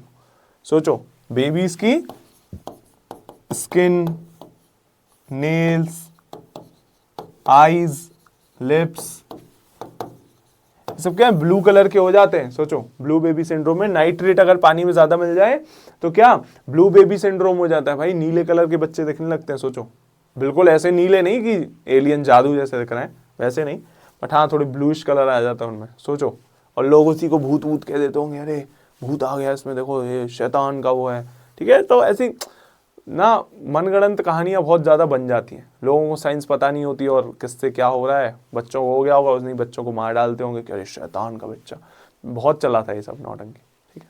तो भाई इसके नेल्स, आईज, लिप्स, ये सब ब्लू बेबी सिंड्रोम, ठीक है। मीथेमोग्लोबिनेमिया भी कहते हैं इसको, बट समझ गए आप। बेसिकली क्या, ये सब ब्लू हो जाता है वो तो ठीक है, उसके बाद इनको कॉन्जेनाइटल हार्ट डिसीज भी रहती है, मतलब हार्ट में इनके छेद वेद रहता है, इनके हार्ट वॉल्व्स में छेद है, ये लोग ज्यादा जिंदा नहीं, ये बच्चे ना जिंदा नहीं रह पाते ज्यादा, ठीक है, वैसे ही जिंदा नहीं रह पाते हैं। तो ये बहुत खतरनाक चीज़ है ये जो मेटल टॉक्सिसिटी है, ठीक है। उसके बाद देखो न्यूट्रिशनल डिसऑर्डर, इस पे आ जाएगा सवाल, तो भाई तैयार रहना, ठीक है। Vitamin A, retinol, vitamin A को क्या कहते हैं, ये है वो रेटिनॉल कहते हैं। इससे अगर इसकी कमी है, ये सब कमी वाले हैं कि अगर डेफिशिएंसी इन सब चीजों की, क्या है, डेफिशिएंसी है, इन सब चीज़ों की अगर डेफिशिएंसी तो ये होगा। अगर विटामिन ई की डेफिशिएंसी है तो नाइट ब्लाइंडनेस। नाइट ब्लाइंडनेस मतलब भाई सुबह तो बढ़िया दिखता है, रात को कुछ नहीं दिखता, रात को अंधेरे में कुछ भी नहीं दिखेगा, नाइट ब्लाइंडनेस हो जाएगी। ठीक है, ज़ेरोप्थेल्मिया भी होता है। ठीक है, फिर विटामिन B1, थायामीन देखो विटामिन, ये सब नाम है, नाम एक बार देखो आया। Vitamin A retinol, vitamin B thiamine, vitamin 12 को साइनोकोबेलिन कहते हैं, कोबेलामिन। देखो याद रखना विटामिन B12 में कोबाल्ट, ठीक है, कोबेलामिन की टैबलेट्स होती हैं। Vitamin C ascorbic acid, vitamin D calciferol, vitamin K not important, if not written then not important, याद रखो। चलो ज़ेरोप्थेल्मिया कहाँ थे अपन, ज़ेरोप्थेल्मिया देखो नाइट ब्लाइंडनेस समझ में आ गया। ज़ेरोप्थेल्मिया में क्या हो जाता है, आंखें ना समझो ये मेरी आंखें बिल्कुल रेड बिल्कुल लाल हो जाएंगी, कंजक्टिवाइटिस टाइप का। ठीक है, लाल हो जाएंगी, बिल्कुल ड्राई हो जाएंगी, सूख जाएंगी, ऐसा लगने लगा बिल्कुल सूख गई हैं, ड्राई हो गई हैं आंखें, अब खुल नहीं रही हैं, फिर ड्राइनेस आ जाती है। तो उससे और इरिवर्सिबल ब्लाइंडनेस आ जाएगी धीरे धीरे इसको अगर ट्रीट नहीं किया। ठीक है, तो ये बहुत खतरनाक डिसीज है। फिर थायामीन जो की कमी से, विटामिन B1 है उसकी कमी से बेरी हो जाता है, एक तरह से समझो वीकनेस आ जाती है, कोऑर्डिनेशन सही से नहीं हो पा रहा है, हार्ट फेलियर के चांसेस इसमें ज़्यादा बढ़ जाते हैं। तो ये एक ही है। विटामिन B12 पर्नीशियस एनीमिया, भाई बहुत इंपॉर्टेंट है, याद रखना विटामिन B12 पूछ सकता है। पर्नीशियस एनीमिया ये क्या है, एक ऑटो इम्यून डिसऑर्डर है, ऑटो इम्यून डिसऑर्डर। क्या है ऑटो इम्यून डिसऑर्डर, अभी अपन आगे आएगा अगर तो हम बता देंगे, आएगा वैसे तो auto immune disorder. Pernicious anaemia में क्या हो जाता है भाई, तो इसमें ना आपका वीकनेस बहुत ज़्यादा आ जाती है, हाथ पांव नंम पड़ जाते हैं बिल्कुल, कि भाई उठ नहीं रहे हैं, बिल्कुल शक्ति नहीं है शरीर में। एनीमिया में जैसा लगता है, एनीमिया होता ना कि भाई शक्ति नहीं बची, ताकत नहीं बची, तो pernicious anaemia auto immune disorder है। विटामिन सी से स्कर्वी, ब्लीडिंग गम्स, ये जो गम्स है ना आपके, बिल्कुल ऐसा लगेगा खून निकल आया उनसे, खून जब ब्रश करोगे खून निकल आएगा। तो ये किसकी कमी से, विटामिन सी की कमी से। विटामिन डी की कैल्सीफेरॉल की कमी से रिकेट्स क्या होता है भाई, चिल्ड्रन में होता है ऑस्टियोपोरोसिस, बच्चों की हड्डियां इतनी कमजोर हो जाएंगी, बिल्कुल ऐसे छूने से टक होंगी, बिल्कुल हाथ अगर आपने ऐसा कर दिया गलती तो टक हो जाएंगी, टूट जाएंगी। पोरोसिस, ओस्टियोपोरोसिस से क्या समझ में आ रहा है, पोर्स, बोन्स में पोर हो जाएंगे, बोन्स में क्या पोर्स आ जाएंगे, समझ रहे, छेद आ गए बोन्स में, तो पूरी कमजोर पड़ गई, टक्के से टूट जाएंगी। ठीक है, रिकेट से होता है किसकी कमी से, विटामिन डी कैल्सीफेरॉल की कमी से। ठीक, विटामिन के से failure of blood clotting, haemorrhage हो सकता है भाई, failure of blood clotting. Vitamin K अगर सही से नहीं बना तो भाई ब्लड क्लॉटिंग ही नहीं होगी, आपको एक कट लगा है वो बहता जाएगा, खून उसमें से बहता जाएगा, क्लॉटिंग ही नहीं होगी कभी, और इवेंचुअली डेथ हो जाएगी जब पूरा ब्लड लॉस हो जाएगा। तो अरे बात समझो, तो ये सारी आपको याद रखना है। ठीक है, ये सब याद रखने की जरूरत है, important, these are important for you. चलो फिर क्या बचा, मिनरल्स। ये देखो भाई मिनरल्स, आयोडीन की कमी से गोइटर हो जाता है। गोइटर क्या होता है, swelling of thyroid gland. Thyroid gland कहाँ थी, मैंने आपको बताया था, यहाँ, याद है आपको, बताया था मैंने जब आपको एंडोक्राइन सिस्टम पढ़ाया था। तो थायराइड ग्लैंड यहाँ रहती है, ये स्वेल कर जाती है, और मामूली स्वेलिंग की बात नहीं कर रहा हूं मैं, आपका गला ना इधर तक ऐसा टंग जाएगा, इतना बड़ा गला हो जाएगा, इतनी खतरनाक बीमारी होती भाई ये गोइटर। बोलते नहीं, मैं तो कुछ नहीं करते, बंदा खाना कैसे खाओगे, बोलोगे कैसे, कुछ नहीं होता। फिर आयरन की कमी से एनीमिया, लो हीमोग्लोबिन की कमी से क्या हो जाता है, anaemia. Calcium, weak bones and teeth, muscle cramps, calcium की कमी हो जाएगी तो भाई हड्डियां कमजोर हो जाएंगी, टीथ कमजोर हो जाएंगे, जो मेनली आपके कैल्शियम से बने होते हैं। दांत किससे, कैल्शियम, बोन्स किससे, कैल्शियम। तो ये ना वीक बोन्स और टीथ हो जाएंगी। मसल में क्रैम्प्स पड़ जाएंगे, मसल में क्रैम्प्स मतलब ज्यादा दौड़ोगे तो अरे क्रैम्प्स पड़ गए, फिर कैल्शियम की कमी से। Fluoride, excess leads to fluorosis, भाई फ्लोराइड का अगर ज्यादा, यहां तक अभी क्या डेफिशिएंसी की बात हुई, कमी की बात हुई, ये सब क्या डेफिशिएंसी की बात हुई, डेफिशिएंसी की बात हुई। यहां पे अगर फ्लोराइड में एक्सेस हो गया तो फ्लोरोसिस हो जाता है, मतलब मॉटल्ड और डिस्कलर्ड टीथ, अजीब से कलर्ड के टीथ हो जाएंगे। ठीक है, येलो कलर का हो जाएगा, कोई व्हाइट कलर का रहेगा तो डिस्कलर्ड टीथ, बिल्कुल ही कलर चला जाएगा, mortal teeth. Zinc, poor immunity and insulin functioning, भाई जिंक की अगर कमी हो गई तो इम्यूनिटी कम हो जाएगी, इम्यून सिस्टम गया तो भाई वो ही, कोई भी बीमारी कभी भी हो रही है, कितनी भी प्रकार की बीमारी हो रही है। इंसुलिन फंक्शन, इंसुलिन क्या करता था, जब पेनक्रियास पढ़ाया तो मैंने क्या बताया था, इंसुलिन क्या करता है, किसी को भी जैसे हाई ब्लड हुआ, हाई ब्लड शुगर हुआ, किसी को शुगर बढ़ी, इंसुलिन दिया, शुगर वापस कंट्रोल हो गई। समझ में आ रहा है? ब्लड से बोन में शुगर भिजवा देता था इंसुलिन, तो ये काम था। इंसुलिन फंक्शन गड़बड़ हो गई, डायबिटीज हो जाएगा, शुगर की दिक्कत। ठीक है, तो ये सब याद रखना है आपको। नेक्स्ट देखते हैं auto immune and genetic disorders क्या होते हैं। देखो ऑटो इम्यून में अब आ गया तो बता देते हैं। Immune system attacks the body own cells. Examples देखो ध्यान से ऑटो इम्यून की। टाइप 1 डायबिटीज, अभी समझा लो, टेंशन नहीं लो। एग्जाम्पल्स देखो, टाइप 1 डायबिटीज, रूमेटॉइड आर्थराइटिस, और एक और था क्या, पर्नीशियस एनीमिया भी है। पर्नीशियस एनीमिया, एनीमिया की स्पेलिंग गलत हो गई, लिख लेना, ANEA होता है। ठीक है, चलो, या फिर सही है, सही होगी। चलो देखो, डायबिटीज, ये जो टाइप 1, टाइप 2 भी होता है। ठीक है, याद रखना। तो टाइप 1 डायबिटीज और रूमेटॉइड आर्थराइटिस और पर्नीशियस एनीमिया इसके एग्जांपल है ऑटो इम्यून के। ऑटो इम्यून में क्या होता है, समझो कि भाई ऐसी बता, देखो समझो कि मेरे ये हाथ के सेल्स है। मेरी एक दोस्त को थी, ठीक है, तो उसको क्या हुआ था ना, उसके पैर में उसके दाग पड़ गए थे, ब्लैक ब्लैक ब्लैक ब्लैक पूरे। इसका मतलब उसके सेल्स पैर के डिस्ट्रॉय हो गए थे, स्किन के सेल्स थे ना, डिस्ट्रॉय हो गए थे। उसका वो पैर के मसल्स थोड़े थोड़े डिस्ट्रॉय होने लगे थे। तो जब पूछा गया भाई क्या हो गया तुमको, ऐसा क्या हो गया, तो उसने बोला भाई हमको ऑटो इम्यून डिसऑर्डर है। तब मैंने पहली बार जाना था ऑटो इम्यून डिसऑर्डर क्या होता है। खुद के इम्यून सिस्टम, समझ रहे हो, खुद का जो इम्यून सिस्टम जो कि आपको फंक्शन कर रहा है किसको, वायरस और बैक्टीरिया से लड़ने को, वो खुद के सेल पे वार करने लगता है। वो समझ नहीं पाता कौन सा सेल मेरा है, कौन सा किसका है। एक तरह से पागल हो जाते हैं आपके इम्यून सिस्टम के सेल्स। वो आपके वहां अफेक्ट कर देंगे जहां उनको लग रहा है नहीं ये मेरा सेल नहीं है।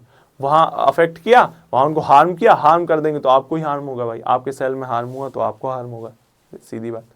वहां नुकसान हुआ और आपको निशान पड़ जाएंगे। ठीक है, किसी लोगों को बाल्डनेस आ जाती है, इसी वजह से बाल्डनेस आ जाती है। यहाँ इतना गायब हो जाएगा, यहाँ से इतना गायब हो जाएगा, यहाँ से इतना गायब हो जाएगा। ठीक है, तो मुझे एकदम से क्लिक नहीं कर रहा है नाम याद, एक सेकेंड में बताता हूँ उनको उसका नाम क्या होता है। 1 सेकेंड।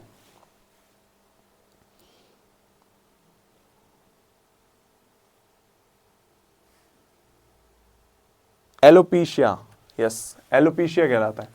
एलोपीशिया अगर हो जाए, ठीक है, तो ऐसे दाग दाग आ जाते हैं, ऐसे ऐसे, मतलब समझो पैच ही हट जाएगा, बालों का इतना पैच ही हट जाएगा। तो एलोपीशिया एक ऑटो इम्यून डिसऑर्डर, खुद के सेल्स खुद को मारने लगते हैं कि अरे यहाँ पे मेरा सेल नहीं है, खुद को मारने लगेंगे, तो वो होता है ऑटो इम्यून डिसीज। ठीक है, ऑटो इम्यून मतलब खुद की इम्यून सेल्स खुद पे आक्रमण करने लगते हैं, ये याद रखना है। एलोपीशिया हो गया, ये सब याद रख लो।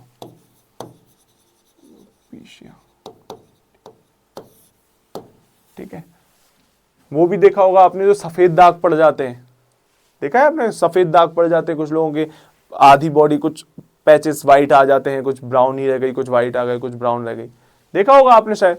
वो भी एक ऑटो इम्यून डिसऑर्डर है। हाँ, वो भी एक है, उसको क्या विटिलिगो कहते हैं, विटिलिगो। ठीक है, आ रही बात समझ में। फिर जेनेटिक डिसऑर्डर होते हैं कुछ, क्या होते हैं, डाउन सिंड्रोम। भाई डाउन सिंड्रोम एक जेनेटिक डिसऑर्डर, ये जेनेटिक्स मतलब पास ऑन होता है, मदर या फादर से पास ऑन होता है। ट्राइसोमी 21 मतलब 21 नंबर का जो क्रोमोसोम होता है ना, उस पे वो 3 हो जाते हैं, जनरली 2 रहते हैं वो 3 हो जाते हैं, ट्राइसोमी हो जाता है। एक्स्ट्रा 21st क्रोमोसोम, एक क्रोमोसोम एक्स्ट्रा आ जाता है, तो उससे बहुत नुकसान है भाई ट्राइसोमी। ये डाउन सिंड्रोम से भाई मतलब बचपन में ही फिर डाउन सिंड्रोम से क्या होता है, टंग बाहर ऐसी रह जाएगी, पाम्स में क्रीज पड़ जाएंगी, मेंटल डिसऑर्डर्स हो जाते हैं, बहुत इशू होते हैं डाउन सिंड्रोम में। सिकल सेल एनीमिया, ये भी भाई जेनेटिक डिसऑर्डर है। एबनॉर्मल हीमोग्लोबिन शेप, हीमोग्लोबिन का शेप कैसा, सिकल शेप का हो जाता है। यहाँ पे जैसे पता चल रहा है sickle cell anaemia, sickle shape का सेल हो जाता है। जनरली कैसे, ऐसे रहते हैं आपके ब्लड सेल, आरबीसी का शेप ये हो जाता है सिकल सेल का, जिससे क्या होता है, ये फंस जाते हैं आपकी कैपिलरीज के बीच में, फंस जाएगा, ऑक्सीजन का थोड़ा कम सप्लाई होगा, हार्ट इश्यूज आने लगेंगे, तो ये सब इश्यूज है। आई इतनी बात अपन को समझ में हो गया क्या। चलो क्वेश्चंस पे आ जाते हैं। क्वेश्चंस आपको पता है मेरा सिस्टम क्वेश्चंस का, खुद करो, कॉपी उठाओ, कमेंट सेक्शन खोलो, कॉपी में बताना तो कॉपी में कर लो, कमेंट में बताना तो कमेंट में कर लो, बढ़िया से आंसर लिखो, ठीक है, और मुझे बताओ। चलो, the disease kala azar is caused by which of the following protozoan parasites, किसके द्वारा होता है डिसीज कालाजार, ठीक है, बताओ। चलो प्लाज्मोडियम, लीशमानिया, ट्रिपेनोसोमा की एंटमीबा? बताओ। बताया था क्योंकि ये इसलिए। बताओ जल्दी, पहले कमेंट करो या फिर आंसर लिख लो फिर बताना।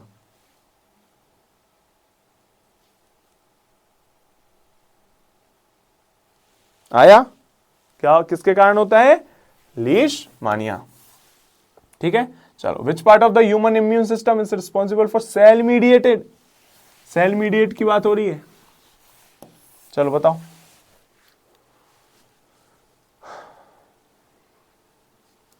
बी में क्या होता है? ह्यूमोरल। टी में आया? चलो। Minamata disease is a neurological syndrome caused by severe poisoning from which heavy metal? बताओ। मिनामाटा बताया था, जापान में हो गया था भाई किसी को, किससे हुआ था? बताओ चलो। बताया?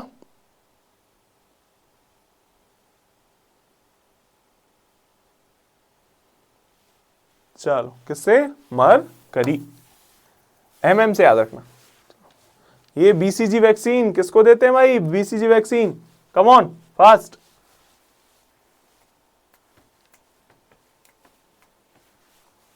किसको? Tuberculosis. Then which of the following is a vector borne disease? Vector चाहिए इसके लिए भाई, वेक्टर चाहिए इसके लिए, इस डिसीज को ट्रांसमिट होने। और एडीज मॉस्किटो कौन सा करता था भाई? जल्दी बता दो चलो। मलेरिया कौन करता था? सब कमेंट में बताओ। मलेरिया कौन करता था? डेंगू कौन करता है? यही तो है एडीज। फेलियरिसिस कौन करता है? काला अजहर कौन करता है? ये सब हमको उसके वेक्टर चाहिए। इसका वेक्टर क्या है? इसका वेक्टर बताओ, इसका वेक्टर बताओ। चलो करना है, ठीक है। चलो, pernicious anaemia. Pernicious anaemia is caused by the deficiency of which vitamin? कौन से विटामिन की डेफिशिएंसी से होता है पर्नीशियस एनीमिया? बताया था कि भाई इंपॉर्टेंट है, याद रखना, विटामिन B12। ठीक है, चलो next. Antibiotics are effective against bacterial infection but not viral. Why? Bacterial infection के अगेंस्ट क्यों एंटीबायोटिक यूज करते हैं और वायरल की तरफ क्यों उसका वो नहीं होता? क्या इफेक्टिव क्यों नहीं होती? चलो बताओ। ये तो बिल्कुल ही गलत है, too small to be seen. Yes, this is the correct answer, right. चलो, which of the following is an auto immune disorder? Auto immune disorder, चलो बताओ। नाइट ब्लाइंडनेस किसके कारण होती थी भाई? विटामिन ए के कारण, तो ये तो नहीं है। Type 1 diabetes, yes this is the answer. ठीक है, चलो। सिकल सेल एनीमिया क्या है? ये क्या है? एक जेनेटिक डिसऑर्डर। ठीक है, तो हर एक चीज याद रखो। The disease itai itai was first reported in Japan and is caused by toxicity of what? चलो बताओ जल्दी, किसकी टॉक्सिसिटी से होता था?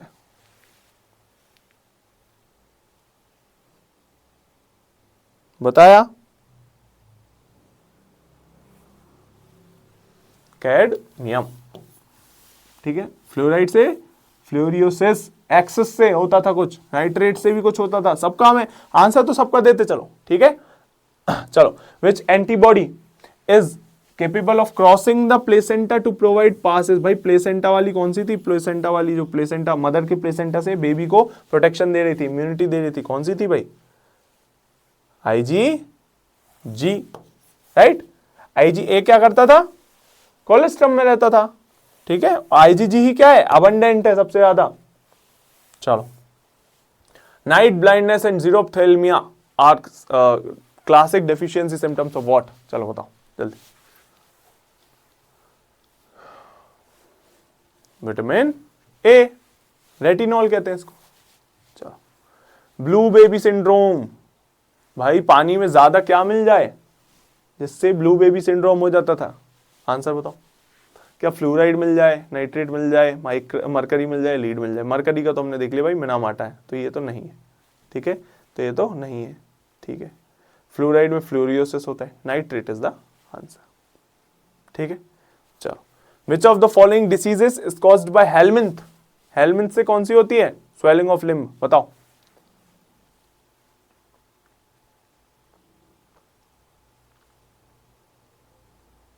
Elephantiasis, right.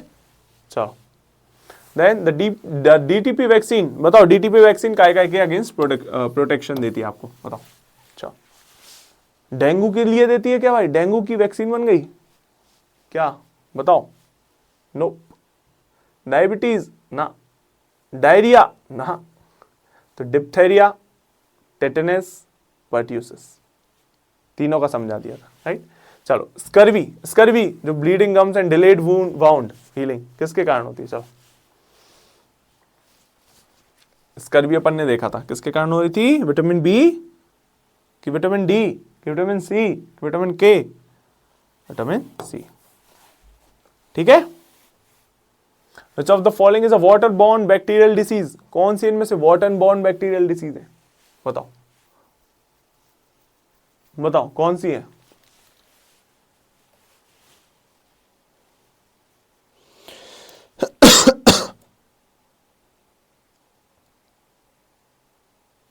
कौन सी है, टाइफॉइड। चलो ऑस्टियोपोरोसिस एंड रिकेट्स काय में हो जाते हैं भाई, रिकेट्स, बताओ।